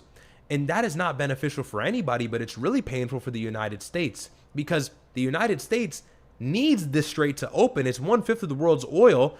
Otherwise, the world is going to fall into economic disaster, and potentially some parts of Europe and Asia will fall into darkness. Oil shortages are now going to reach a level that is actually concerning. Before, it was their strategic reserves. We've got strategic petroleum reserves, and so it's not a worry. We can dip into that as we're fighting Iran, but these are running lower and lower. And so when they run lower and lower, that means prices are going to raise higher and higher to the point where things are unaffordable, and really just to the point where there's no access to oil anymore the same way there was for civilian use. And so it might be a similar situation like we saw in Cuba, where countries have to go into darkness for certain periods of time if the strait stays closed, which now, as a result of all their aggression, it's closed. And a lot of countries depend directly upon these Gulf suppliers for their oil to power their countries and their power grids. Many countries in Asia, many countries in Europe, these ships do pass through the Strait of Hormuz and go around through the Red Sea, through the Bab el-Mandeb Strait, and then all the way through the Suez Canal, northern Egypt, to get to Europe as well. And so many countries may suffer economically and from an energy perspective as a result of these escalations continuing. And so now, I don't want to get into that too much. Let me keep going through what happened. On Tuesday, I have it written here, the United States revoked the oil license for Iran.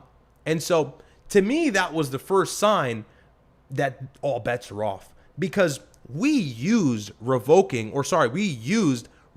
oil sanctions on Iran to make everything sweet for them so that they would not respond to Israel's aggression in southern Lebanon. The whole reason why we were playing nice with Iran is because we're desperate for the Strait to open up. If we're not desperate, then why exactly did we stop the war? Why exactly did we enact the MOU for a breather, as JD Vance said online? It's because it was hurting us.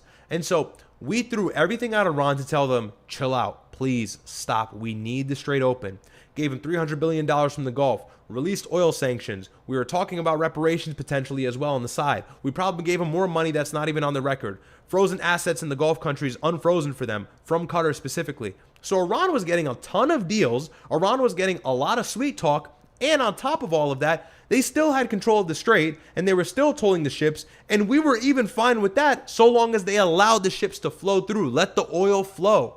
As Donald Trump has famously said several times, even though the oil has not been flowing, and when it flows, it's short-lived because there's always some sort of interference and there's always some sort of jab to try and undermine Iran's control of the Strait, which hurts the world's standing as a result, which hurts the global economy as a result. And so in retaliation, not only did we revoke their oil license, but we also bombed them, I think, from yesterday until today, right now as I'm speaking to you, 20 plus times. Qasem Island, Bandar Abbas, other provinces in southeastern Iran and Iran along the entire coastline, the U.S. has been relentless in bombing Iran. And so now it seems like, and this is what Trump was saying at the NATO summit, this ceasefire is completely off. The ceasefire is done. The MOU is done. And if they're not saying it's done, I'm telling you it's done, because now the two countries are at full-fledged war again. And I know we saw some escalations and they were micro, they weren't so large during the midst of the MOU. And so no one was super concerned about that. But Iran didn't like it every single time. And let me tell you, every single time the United States was aggressive to Iran for no good reason, and every single time Israel was aggressive to Lebanon for no good reason, Iran had a paper on them and they were counting the tallies. They were counting the tallies. And this situation in the Strait of Hormuz was the straw that broke the camel's back. And so now it seems like all bets are off. How do I know that? Because as I'm speaking to you now, Iran is currently bombing all of the GCC countries that it was targeting in the beginning of this war after February 28th, like Bahrain, Kuwait, Qatar, other ones. Eastern Jordan is even sounding off sirens allegedly right now as I'm reading on X, and everything is developing, so we're going to have to deal with the fog of war again. But we know that Iran is sending out missiles, and they've got a stockpile that, according to U.S. intelligence, was at 75%, and according to Iran themselves, they said this through their own media, it's at 120%. And, you know, from both sides, it seems like the U.S. was never accurate, and Iran was always accurate, because right now they're on top of us in this war because we've always lied about everything. So, you know, every escalation in this war just digs us into a deeper hole. You know, the United States, as much as they've been aggressive against Iran in retaliation for hitting these oil vessels in the Strait of Hormuz, you know, that doesn't help us. And reluctantly, we have to respond. But the only reason we're responding is to show strength and to show that we're not going to be subjugated to their aggression in the Strait of Hormuz against 1/5 of the world's oil supply. That's going to hold the entire world victim as a result. So we have to respond to show some sort of strength, to show some sort of solidarity for these oil vessels, but most importantly, to make it seem like we have security and control of the Strait when need be, which we don't. And the desperation to try and jump into the Strait and make it seem like we have control always pushes the ceasefire, or will always push the ceasefire and continue to push it back and further and further, to the point where all bets are going to be off, and it's going to be nearly impossible to exercise diplomacy with Iran without giving them everything they want. You know, a time existed where we could have spoken to Iran and they would have actually been reasonable and capitulated to some degree, because we weren't continuously aggressive, stabbing them in the back and destroying their trust. But now, since we've had this MOU, the 60-day buffer, and then all these other ceasefires and these 14-point proposals and the talks in Switzerland and the talks in Islamabad, Pakistan, with JD Vance, and none of that's worked, and we're still bombing them, trying to show that we control the Strait, it's motivating Iran to say, you know what, forget everything. We can stick through this conflict. We don't need the oil. You do. You do, the rest of the world does. We'll make the world pay for you not knowing how to control yourself. And that's really just been the case. And so every single time there's an escalation, it's demoralizing, because it puts us further and further away from being able to allow Iran and conceding to anything that we desire. What's the goal of the United States? Iran can't have a nuclear program.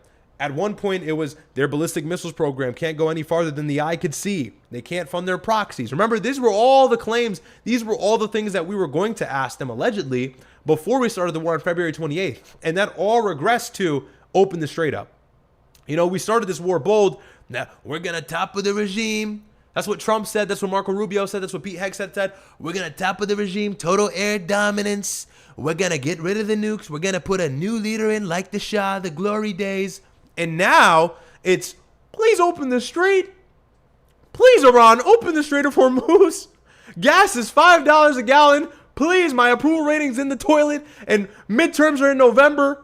That's why I told you guys when JD Vance was condemning Israel, I said, don't fall for it. He's not a humanitarian.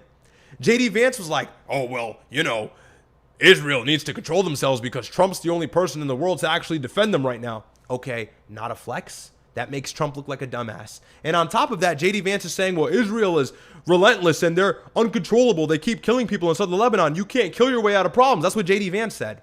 Okay, when were you a humanitarian aid expert? When were you a UN council spoke member? When were you like this super chill guy who cared about Muslim lives? You don't care. You care about midterms. And more importantly, you care about 2028 and winning that presidential race.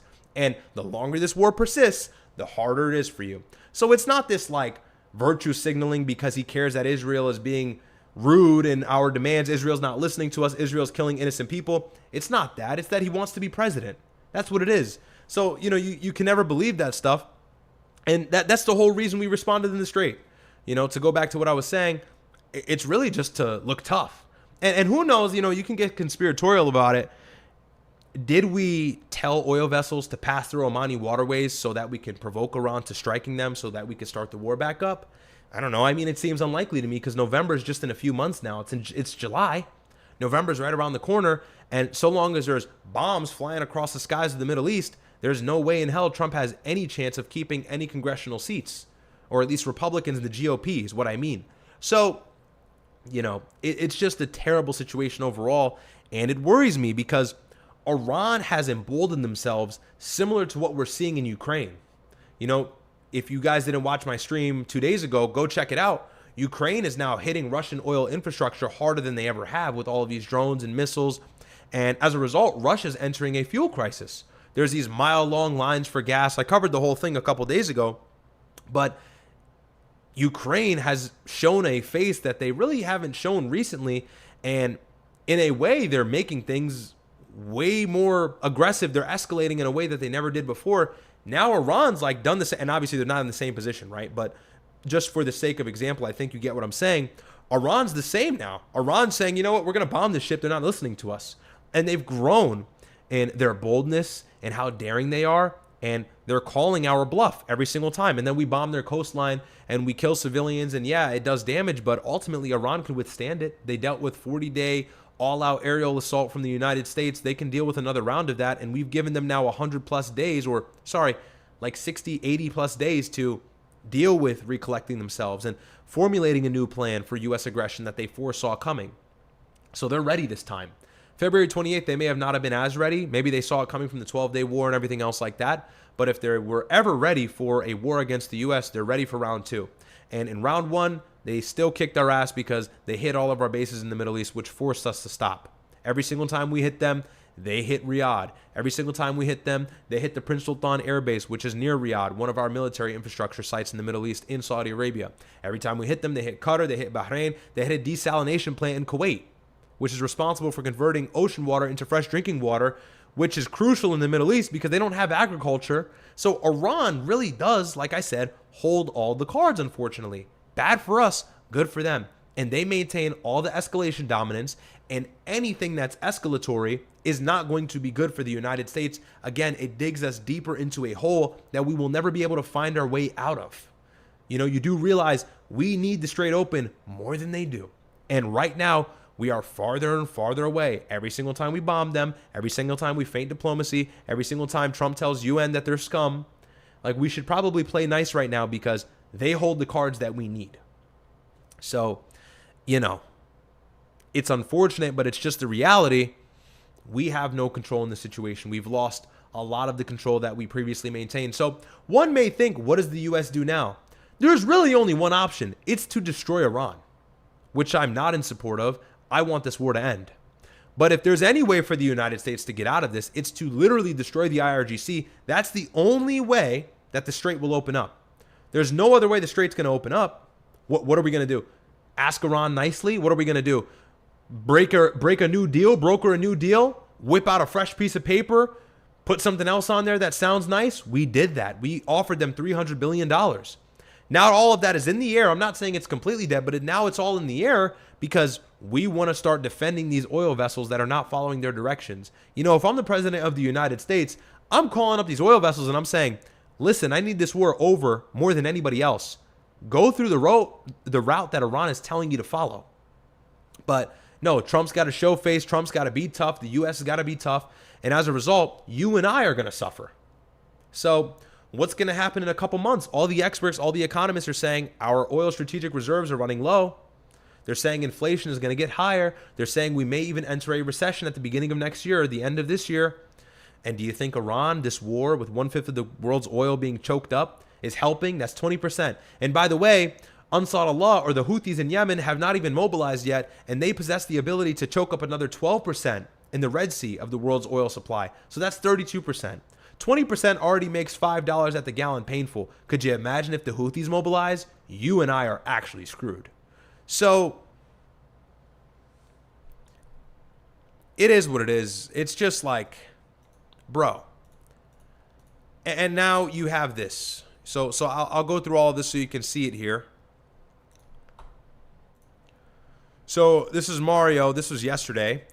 The strikes are landing. Explosions are rocking Iran's coastline right now. Explosions were seen near Bandar Abbas Airport in southern Iran, per state media. Blasts are also being heard in the port city of Sirik and on Keshem Island, per Press TV. These strikes are CENTCOM's promised powerful retaliation for Iran's missile attacks on 3 commercial ships. All 3 locations form the coastal spine Iran uses to track and target shipping in the Strait.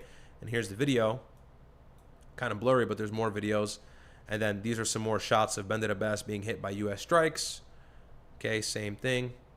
And then this was the parliament speaker's response. He says, major MOU violations by the U.S., this is representing Iran, violating Iranian adjustments in the Strait, persistent threats of further strikes, reinstating oil sanctions, attacks on southern Iran, continued Zionist aggression on Lebanon. The era of bullying and extortion is over. It leads nowhere. We don't fold. So that's exactly what you want to hear from the person you're fighting. Anyways, this is what Trump had to say about Iran and the MOU after they hit these oil tankers, and then we responded. So let's take a listen here. Mr. President, is the ceasefire over? Is the ceasefire done? Is the MOU dead? It's a very interesting question. To me, I think it's over. Yeah, we're cooked. We're cooked. And look, to be fair and to be realistic, Trump's always lying. Really, Trump is just saying things to show face. And I get it. It's politics. He has to do that to some degree. But, I mean, you know, he's calling him scum. You'll watch the video right now. I'm sorry to interrupt, but this is probably, and look, I've kind of omitted Iran from my segments in the news recently because there wasn't nothing that was groundbreaking. Now this is groundbreaking. Now this is concerning because now we're actually getting kinetic. We're striking Iran. We're hitting the coastline hard. Civilians are suffering as a result, and they're bombing the Gulf as I speak to you now on this show. So when he says he thinks the MOU is over, I'm not listening to him, but the actions are actually in unison with what he's saying. There is some synonymity there, and so I am a little bit concerned at this point. I don't want to deal with them anymore. They're scum. You know what scum is? They're scum. They're sick people. They're led by sick people. And they're vicious, violent people. Dude, it's like he's just so... Everything with him is rhetoric. Like, this scum. You know what scum is? This scum. This scum. Like, all right, bro. And if they had a nuclear weapon, they'd use it. As far as I'm concerned, it's over. Mr. President. Yeah, they would use it on Israel, not us. Let's see. And then this is Israel talking about Turkey. We'll speak about that in a moment. I guess I can just jump right into it. But yeah, that's what's going on with Iran. So exactly what you want to see, really. Not exactly the story that I was hoping to cover today. I thought we would be over with this, but it looks like we're fully back at war. And you know what? We can actually take a look at all of the most recent developments. Oh, and I apologize. I forgot to cover this. So this is CENTCOM today at 4:15 p.m. They say, at the direction of the Commander-in-Chief, U.S. Central Command, aka Trump, U.S. Central Command forces have started conducting additional strikes against Iran to further degrade their ability to threaten freedom of navigation in the Strait of Hormuz. The United States is holding Iran accountable for recent, unjustified aggression against commercial shipping and civilian crews freely navigating a vital international waterway.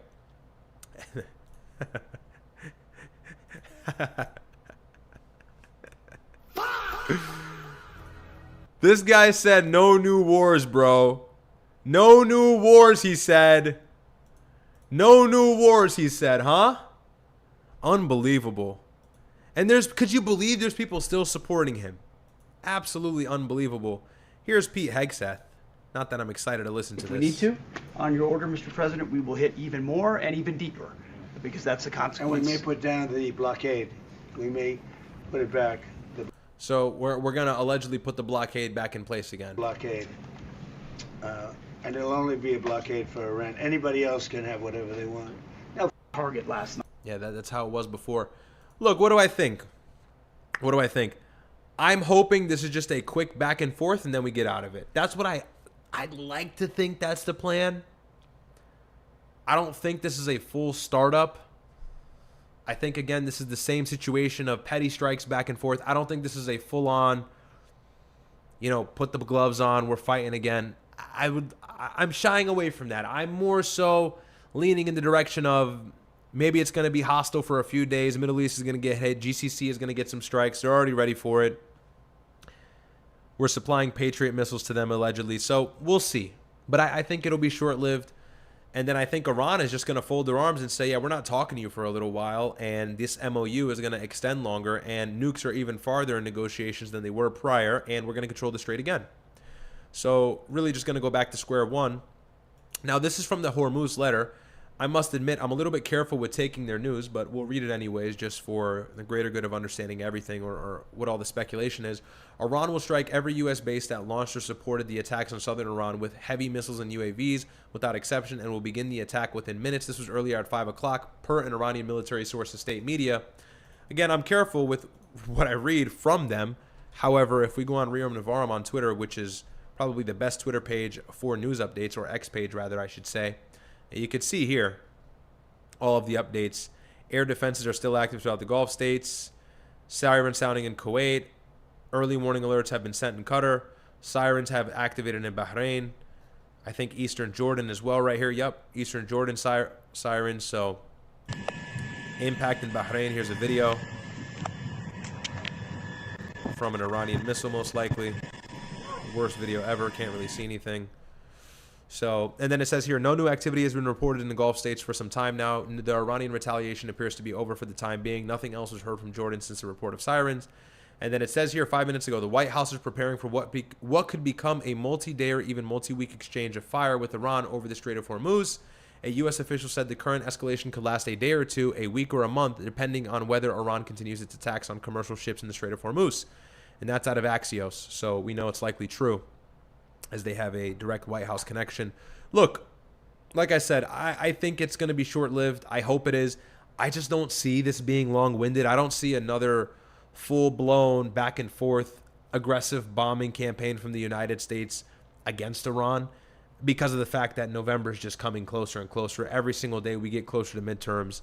It doesn't make sense to me. If that happens, maybe Trump has just given up and he's doing whatever he wants before his inevitable loss and impeachment potentially. But I'd like to think this is maybe going to last only a few days, but I could be wrong. I wouldn't like to be wrong. I hope this is short-lived, but that is at least my prediction at this point in time. We will see what happens as that continues, but that's some pretty comprehensive Iran war coverage, about as comprehensive as it's going to get. So we can go into Israel crying about Turkey. And by the way, this has to do with it.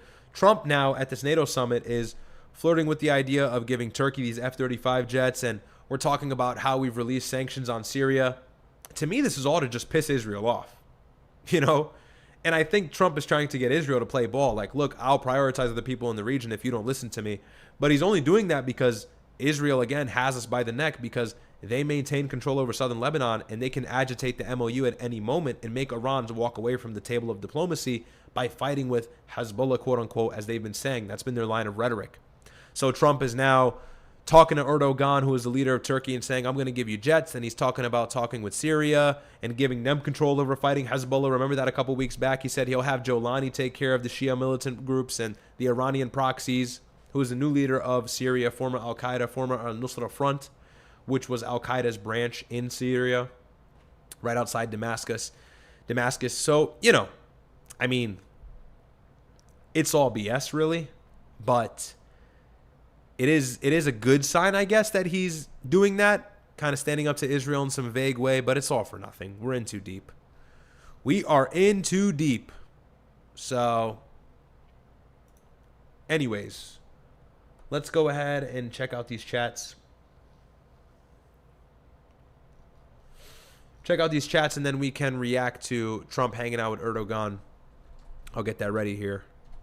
Like the video if you haven't already. Appreciate all the support. I'm getting itchy, man. I got to shave. By the way, I edited the lighting. Brain rot. I restructured the lighting. It's a little bit better, I hope. You know, got a little bit of a cinematic shadow on this side. Let me know if you guys like that. I was going to get with TPC, but I've just been BSing who's our, you know, lighting guy, Myron and I. And One Chest was trying to help me too. So hopefully this looks good. But anyways, let me read chats. Wow. Let's see. MB says, Ryad, bro, Trump was never going to let Iran set up a toll on the Strait of Hormuz. That was the biggest hurdle for the U.S. Trump would nuke Iran before he concedes the Strait. Well, he's going to have to concede the Strait because Iran's not going to let go of it. So, and Iran has been tolling ships. What are you talking about? They're saying it's environmental fees. They're saying, no, we're not tolling. It's environmental fees. It's the same thing with a different name so they don't look stupid, or we don't look stupid. But we've effectively let Iran do whatever they want. But at some point, we had to show that we maybe have some control in the Strait, which is why we responded like we did just now. But no, I would disagree on that. I think Iran is tolling these ships. I think Iran is, you know, maintaining this lucrative benefit over the Strait of Hormuz, and the United States is not happy about it, but it's what we have to do because there's really no other way to secure the Strait without a full-fledged war again and toppling the IRGC or coming to a peace deal, which Israel is making impossible. And by the way, that peace deal is contingent upon nuclear, which is something we have not seen eye to eye with Iran in even the slightest sense. So there's many things in the way before the Strait can be entirely open, and Iran needs guaranteed peace. They need guaranteed peace to allow these oil ships to flow. And how can we give them guaranteed peace if Israel's in the middle of everything? And again, like I said, the nuclear is not even close to being agreed upon. So I would disagree unless I'm misunderstanding you. You know? So, yeah. Smokey says, can you do a Morgan Freeman impersonation? No, I can't. I'm not good at that. Thanks for the 10, though. When does the 90-day challenge start? One Chest. I sent the money already. I want to know where we get more information. Thanks for the 5. One Chest, when does it start? I saw that. He'll let you know in the chat. Or if he hasn't already. But, yeah, peace is never happening. Yeah, I agree. It's just cooked. All the signs are in front of you guys. And then Ukraine and Russia's heating up. Bro, it's a bad time in the world. Things shifted quickly. Putin is pissed. CNN is saying Putin's scared. And he's probably not. He's probably pissed. Iran's pissed. Israel's pissed. Hezbollah's pissed. Trump is cooked. The world's over. You guys want to move to Mars? Tell Elon figure some shit out. We got to get off of this planet. We're all doomed. Well, I don't like much. All right, so this is Trump glazing Erdogan. Let's see what they had to say. I don't like much. I like Erdogan. I'll tell you. I like President Erdogan. And by the way, guys, Netanyahu and Israel hate Erdogan. Hate him. He rolled out the red carpet. He's terrific. You know, he could have gone into the war. A lot of people saying, like with Bibi, I like Bibi. I think Bibi. Had to throw in that he likes Bibi as well after glazing his greatest adversary. Okay. He's a terrific wartime prime minister. But Bibi said rough things yesterday about Turkey and Erdogan. And I said, you know, I spoke to him. I said, he could have gone into the war because he doesn't like Israel much. and he doesn't like Bibi much. And he didn't go because of me. And this is a military power. Millions of soldiers. Turkey is very strong. They have a lot of our best equipment. They're trying to get the F-35s. But he didn't go in. He wanted it. He would go in. If it weren't for me, he would have gone in. And he would have been on the other side. But they're... Is he talking about the Syrian president? Anyways, let's see some more here. Let's get some more clips. So this is them hanging out. All right, what's with the brain rot music? Leaders, whoever they are, I'm staying out of this. Right. And then they rocketed Turkey a couple of times. So now they Okay, say, so yeah, he just had to grab Trump's arm and get him to focus. I don't know. I don't want to play too much into the Trump's losing his mind thing, but I mean, dude, did you see what he said about Iran being Japan? That was concerning. I don't know if you guys said that. Okay, what he was saying earlier is he stopped Turkey's president from joining Iran in its war with Israel. Yeah, no surprise there. Did you see Trump call Iran Japan?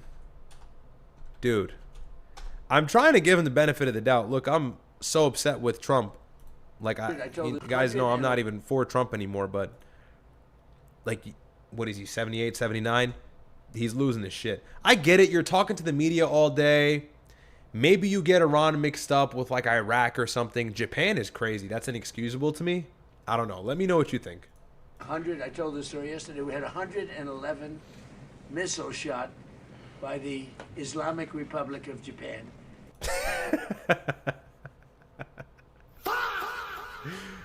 Like I said, you know, I do it all the time on stream, by the way. I do it all the time on the stream. I say the wrong thing. I look at a chat. Somebody's like, Ryad, you meant Israel. Ryad, you meant, I don't know, Iran. You know, Ryad, you meant Strait of Hormuz. You said Red Sea.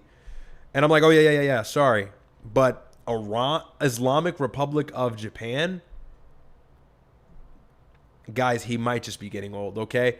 I know the Trump glazers don't want to hear that. He might just be, he might be getting old. That's scary, okay? You know, because he's saying Islamic Republic of. You know, let's break this down. If he was just saying Iran, he said Japan, okay. Maybe it's excusable. Maybe there's plausible deniability there. Islamic Republic of Japan. Okay, how did you manage to do that? That's a crazy slip. So that's a crazy slip. That's not normal. Like I said, people have normal slips, you know. I have them all the time. When you do a stream, you're gonna have them, you know. Lights are on, cameras running, you're thinking, high pressure, you slip up. It's normal. However, I mean, dude, like Islamic Republic of Japan is just crazy. They were shot at the aircraft carrier. 100. I told the story. Anyways, I don't want to spend too much time on that, but you know, not to be silly, but and you know, if anything is concerning, I'd say it's that for sure, for certain. That's scary, but yeah, we'll see what happens as this persists and what goes on. But I've given you guys enough on Iran. Yo, so check this out. I wasn't expecting this tweet to get so much negative feedback. I tweeted this earlier today, right? Now that we've covered the war, I've given you guys everything. You know, now on to the fun stuff. Let's see. So earlier today, and then we're going to get into Netanyahu talking about the West Bank. He spoke to CNN about this. I have a good segment on that, and then we'll close out. So we got a little bit more time. So, dude, I tweet this today. I'm at work, by the way. So this gets 20K views, which for me is a lot, right? So I tweet this up today. I say, you niggas care about soccer too effing much. Go get some money, right? And that's in response to, look, I saw what happened with Egypt and Argentina. You know, everybody was saying the game was rigged. I wanted Egypt to win. I wanted the Muslim team to win. But, like, dude, people are, yo, bro, I got to get the headphones off for this. And this is just maybe why I'm different. Maybe this is why I'm just different than a lot of you niggas. You know, I get it. It's the World Cup. It happens every 4 years. Mohamed Salah, whatever. Dude, Egypt loses. Niggas are on X like crying. I'm like, bro, like every post I see is like the game was rigged. There's a 6 million word article on like why the game was rigged. And I'm like, okay, maybe the game was rigged. It is messy. It's FIFA. Sports are corrupt. But like people are losing sleep. And it's like, you know what? Sneo was really upset about it. Sneeko's a millionaire. So Sneo can be upset about it. Like, he's not in the Matrix. So he's actually excluded from this. You work a normal job. You are not a millionaire. You're like a normal person. And you are like tweeting endlessly about Egypt losing the World Cup. I'm sorry, bro. Your priorities are just everywhere. Yeah, okay, maybe it was rigged. Who cares? Every single player on that Egyptian roster will never know of your existence. And you are hell-bent typing up an essay on X or whatever other platform talking about how it's rigged or not. So I just got annoyed. I'm scrolling on X, I'm trying to see like politics. And look, politics is jester too, You can argue politics, no one cares either. But I'm scrolling on X and everybody's in Egypt, Argentina, soccer, World Cup. And I'm like, gang, most of you guys probably are not rich. Why are you this concerned? So I tweet this, right? I say, you niggas care about soccer too much. Go get some money. And I'm being a little tongue in cheek. I'm being a little silly. I'm being a little, cutesy, being a little rage baity. But there's some truth to that statement. Like, bro, don't over concern yourself with sports. Like, that's not good. That's not good. You should be concerned about and you don't need to know about politics either. You don't even need to know the 3 branches of government. Go get money. That's what go get money. Go start an e-commerce business. Go work overtime. Get your money up. Not your funny up. Okay? And so I say go get some money. Like, you guys are too concerned about sports. Enjoy the World Cup when it's over. Shut your fucking mouth. Okay? Everybody's crying about it. Sneeko says oy vey. Walt says facts, whatever, right? But like people in these comments are crying. Somebody says, don't go down your bro's path. You seem more responsible. What are you talking about? I'm saying don't be in the Matrix and fall for the bullshit. Like, you guys are so mad about sports. Like, okay, I'm sorry that I'm trying to draw people onto a better focus, which is like getting your money up, improving your physique, improving your speech, reading books, getting smarter. I don't know. Like, get a girlfriend, get a wife, have a kid, do something useful, contribute to society, right? You can talk about soccer. I'm not saying you can't, but like, you guys are just on and on for ages. So I tweet that, and people are in here saying, we rich fam, your brother got money, then he became an analyst with a goofy name, appease whiteness more and stay there. Everybody's so mad. Look, these things don't get to me at all. I don't reply to any of these people. Look, none of them even have likes. But I'm just like, wow, did I trigger the goyim? Like, relax. If you're mad, I'm sorry I hit you where it hurts. Like, you guys are goofballs. I hope the chat can resonate with me. Like, dude, and like I said, to me, this is my worldview. If you're rich and famous, you can have fun with sports. You can watch sports and enjoy them because you're rich and famous. So like, what else is there for you to do besides continuously be more rich and famous? Enjoy the slop. You've earned it. But like, to you normal niggas, and by the way, myself included, I'm not a millionaire. So when I'm telling y'all, stop watching sports, go get money, go get bitches, I'm not just speaking to you guys. That's also advice for myself. First and foremost, the reminder is for I, then it is for you. You know what I mean? So it's like, bro, like everybody, I was being a little tongue in cheek. I was joking, but some of these comments somebody said, nigga, shut up. Bro is fuming. Bro said, nigga, shut up. Like, okay, bro is rooting for Egypt. And I was rooting for Egypt too, but it's like, bro, like, you guys are just clowns. Like, people are really hell-bent about this. Like, stop getting so mad about it. Like, it's just corny to me. Like, okay, sports are rigged. What did you think? Sports were fair? What did you think? Refs didn't get paid in sports? I don't want to go like full conspiracy mode, but I would bet that sports are actually rigged to some degree. Look, gambling is bigger than it's ever been. Sports betting is bigger than it's ever been. So if there's ever a time where sports are corrupt, it's now. So like, you see something and you're mad. I get it. Egypt was up and some foul calls were missed. Whatever. Like, I get it. you know, maybe let off a tweet here and there. But these niggas is like writing death letters to Messi. Like, gang, you don't even have more than $10,000 to your name. Niggas over there writing a death letter to Messi. Niggas over there writing a love letter to Mohamed Salah. And it's like, okay, Mohamed Salah, okay. But you don't even have like $5,000, you stupid ass nigga. So, you know.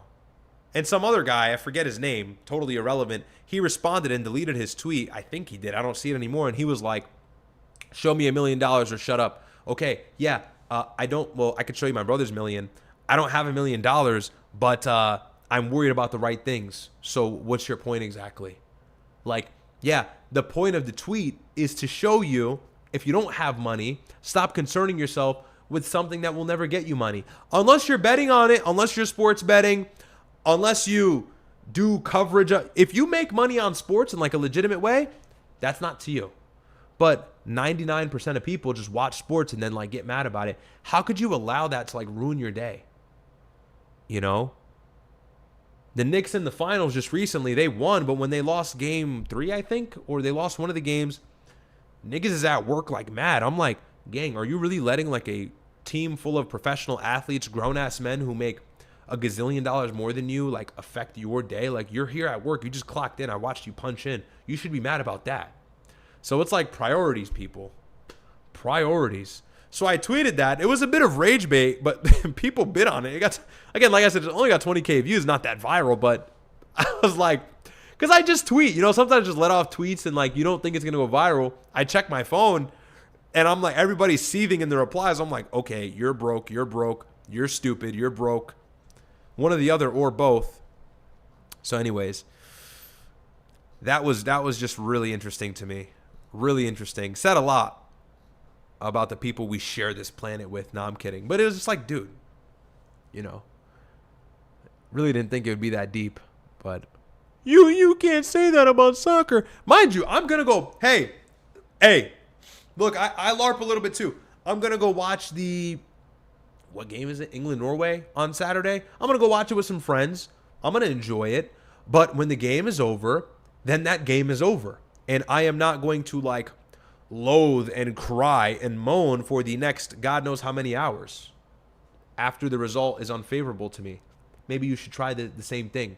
Like, I didn't say don't watch sports. I'm just saying, like, gang, like, you're too invested, you know, priorities in the wrong place.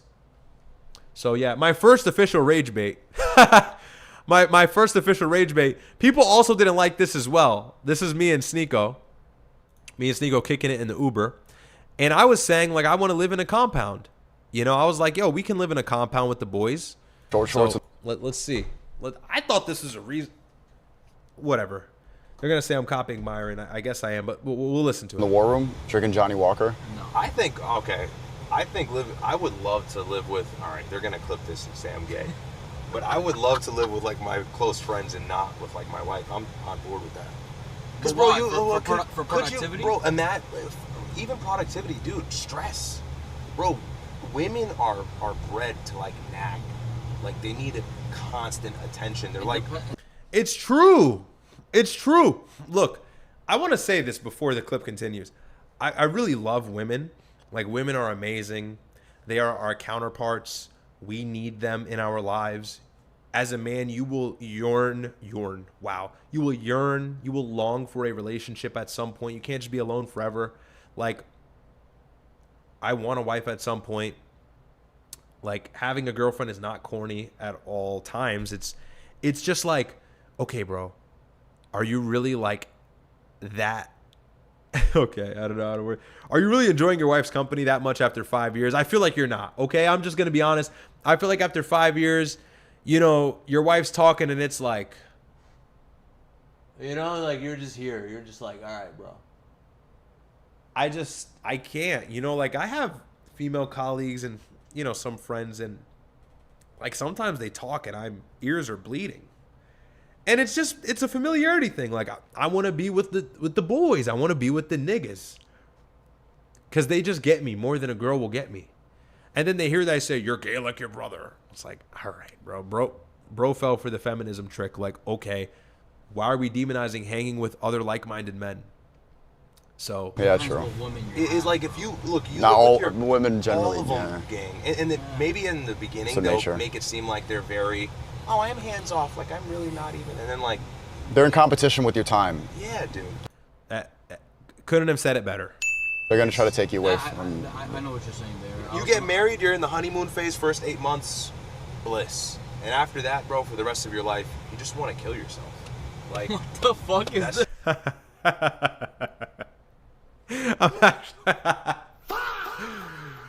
I'm laughing at myself. Nah, no way. That's what it is, bro. That's just true, bro. That's just true. So you want to live in the war room drinking Johnny Walker with? In the war room, Johnny Walker. Tristan Tate, war room, Johnny Walker. Short Johnny shorts Walker. in the war room by yourself. The I don't know if I main see point was myself having a productivity-wise, compound. though. The main point was Short shorts and Shout out to AK in the back. Yeah, again, God forbid, I just want to have, I just kick it with the boys.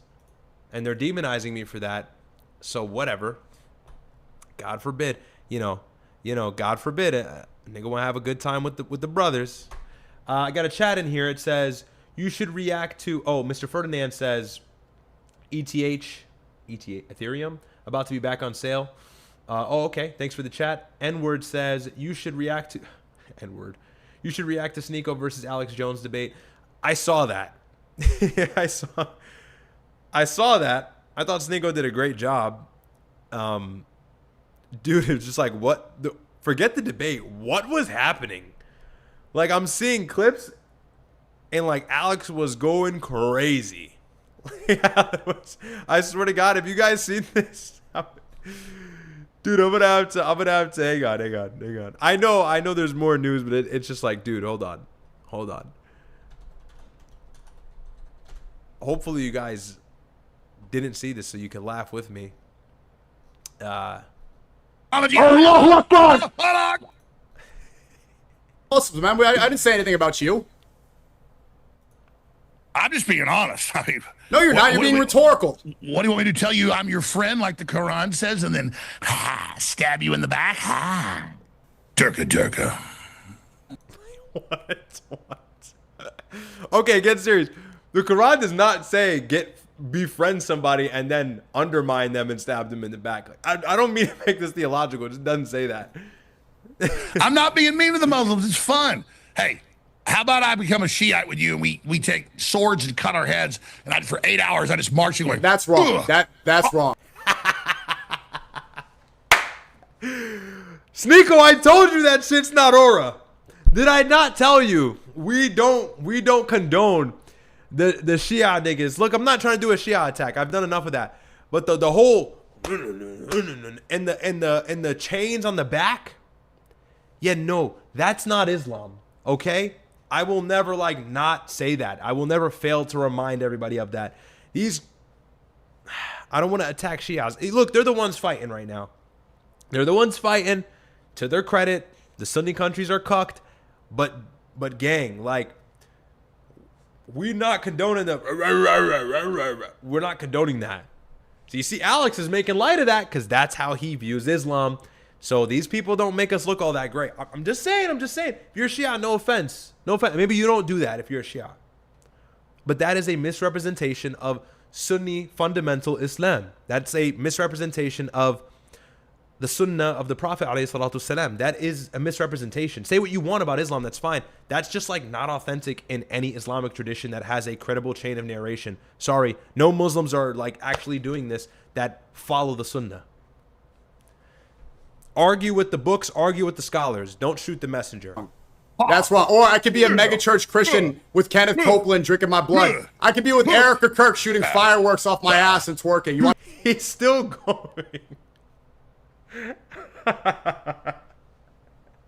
me to do that? You want me to drink blood with Kenneth Copeland on a stage, fly around with Louboutin No, I mean, shoes? I get it. You got sects of Islam that are crazier than others, just like you got Christians, with rattlesnakes. Yeah, so don't use the small Yeah, that Kenneth Copeland guy is really freaky. minority to demonize 2 billion people. Ladies and gentlemen, the weasel from Connecticut, the mighty Mongol, the amazing, Dude, this chat is losing it, bro. all-powerful, sneaky, Allahu Akbar! Sneeko Sneeko! Allahu Akbar!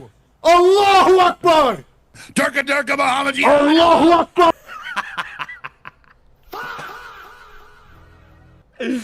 You know, I saw the kick notification. I see Alex Jones versus Sneeko. So I'm like, okay, like, oh, this is going to be intense. Gang, I see the clips. I'm like, okay, what was this exactly? Where was the debate at? I'm not seeing a debate. So this was hilarious. I suppose they're going to talk tomorrow, and it seems like they were friendly towards the end, so that's good. But like, bro, what the fuck? The women, the slavery that we take the women as sex slaves, and inshallah, you become Abdul Alex Jones. No, not Abdul. Abdul is slave of. No, it wouldn't be Sneeko. No. You could do Abu Alex Jones. Abdul is only for one of Allah's names, because Abdul means slave of.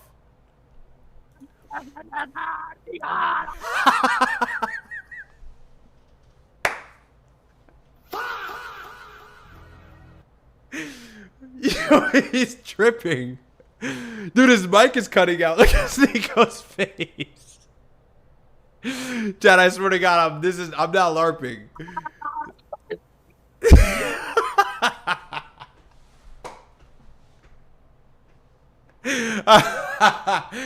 Dude, what?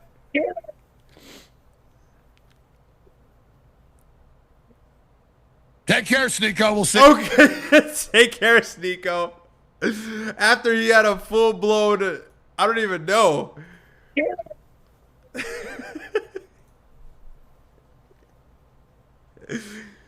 Dude, take care, Sneeko. We'll see you.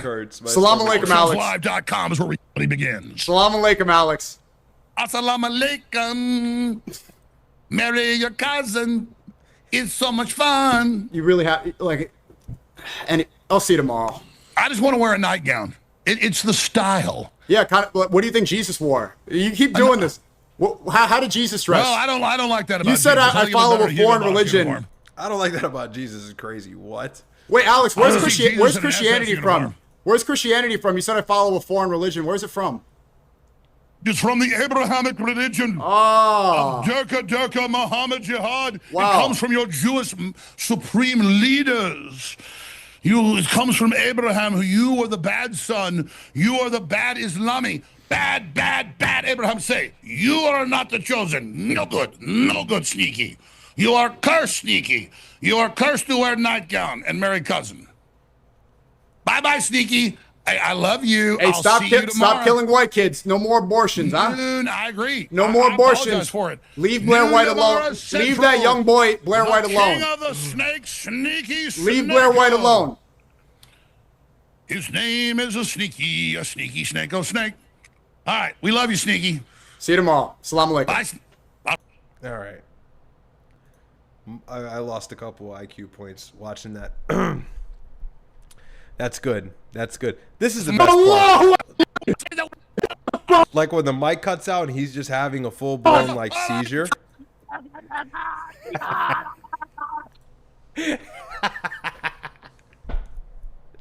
I can't control myself. Like, his stomach is killing me. This is just hilarious. Anyways, so yeah, let's get to the chats. Look, I listened to part of it. I didn't get to listen to all of it. I thought Sneeko did well in the beginning, but it turned into a troll fest. I suppose they're gonna have a conversation tomorrow that is more serious. At least I'm hoping, or it's gonna be a lot of that again. But regardless, that's good. That's good content, I suppose. All right, let's see. Let's see what we have in the chats here. Ugly Tasarovich says, I want to say that after your speech, I decided to quit weed for good, even though I made a 6-figure business and I felt what you say very deeply. Wow. Wow, man. Hey, W to you, bro. I know it wasn't a scolding. It felt that way, but I needed it. Hey, bro, God bless you, man. I'm glad that I convinced you. Bro, there's none good about it. Let me sit up and get serious here. There's none good about it. Okay? No weed. No drugs that play with your mind.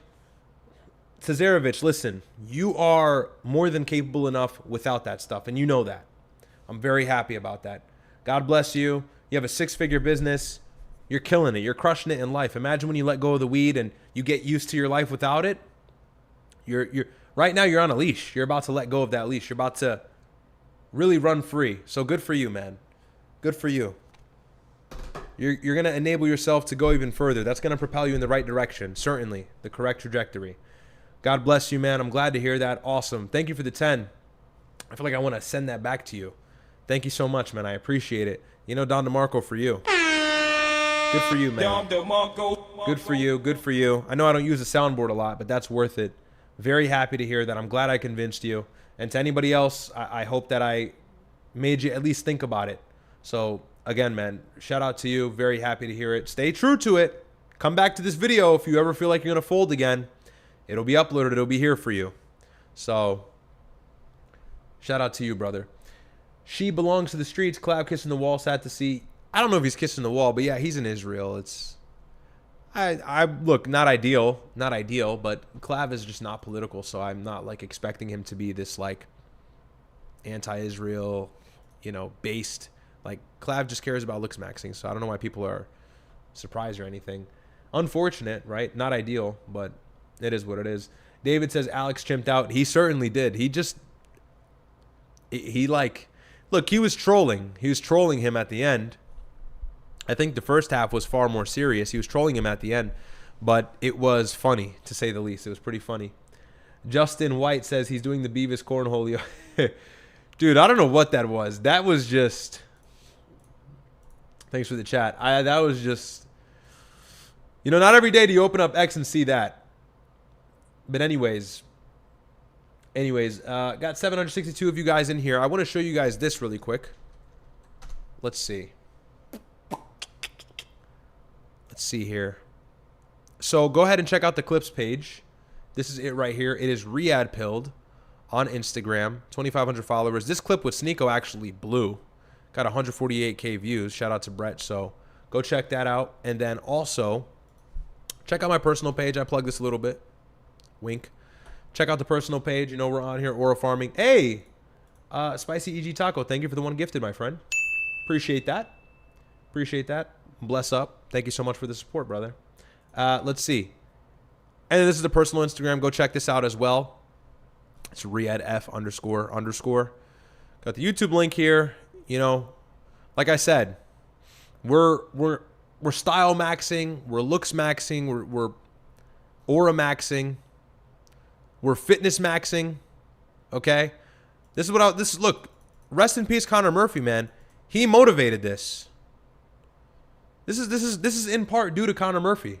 You know, I'm not even LARPing. Like, I watched him all the time, and I would see videos of like the girls just going crazy. You know, I know haram, but I would see videos of the girls going crazy. I'm like, bro, I gotta get shredded. I gotta get in shape.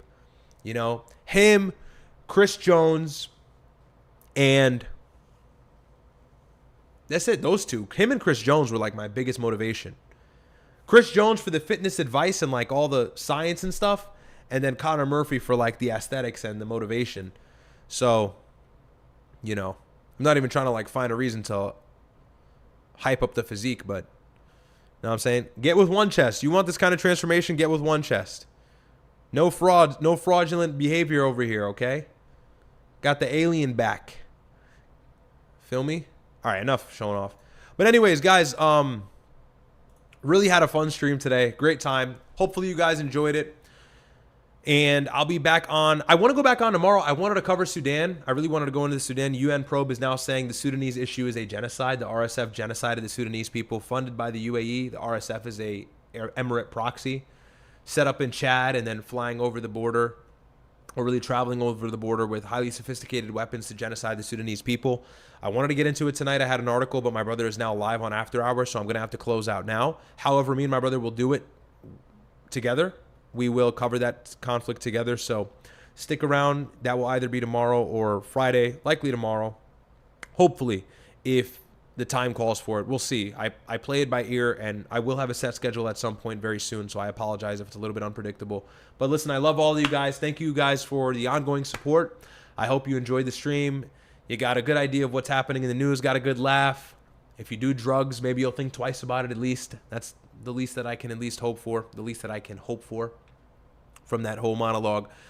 But other than that, that's all I have. God bless all of you guys. I'll be back with you hopefully one more time this week, and we'll go over the rest of whatever develops in Iran. Hopefully nothing. I don't want to see that issue persist, but it's unlikely to really be able to predict what's going to happen accurately at this point, so we'll just play it by ear. Love all of you guys. Have a great night. Head over to Fresh and Fit, and see you soon. See you soon. God bless.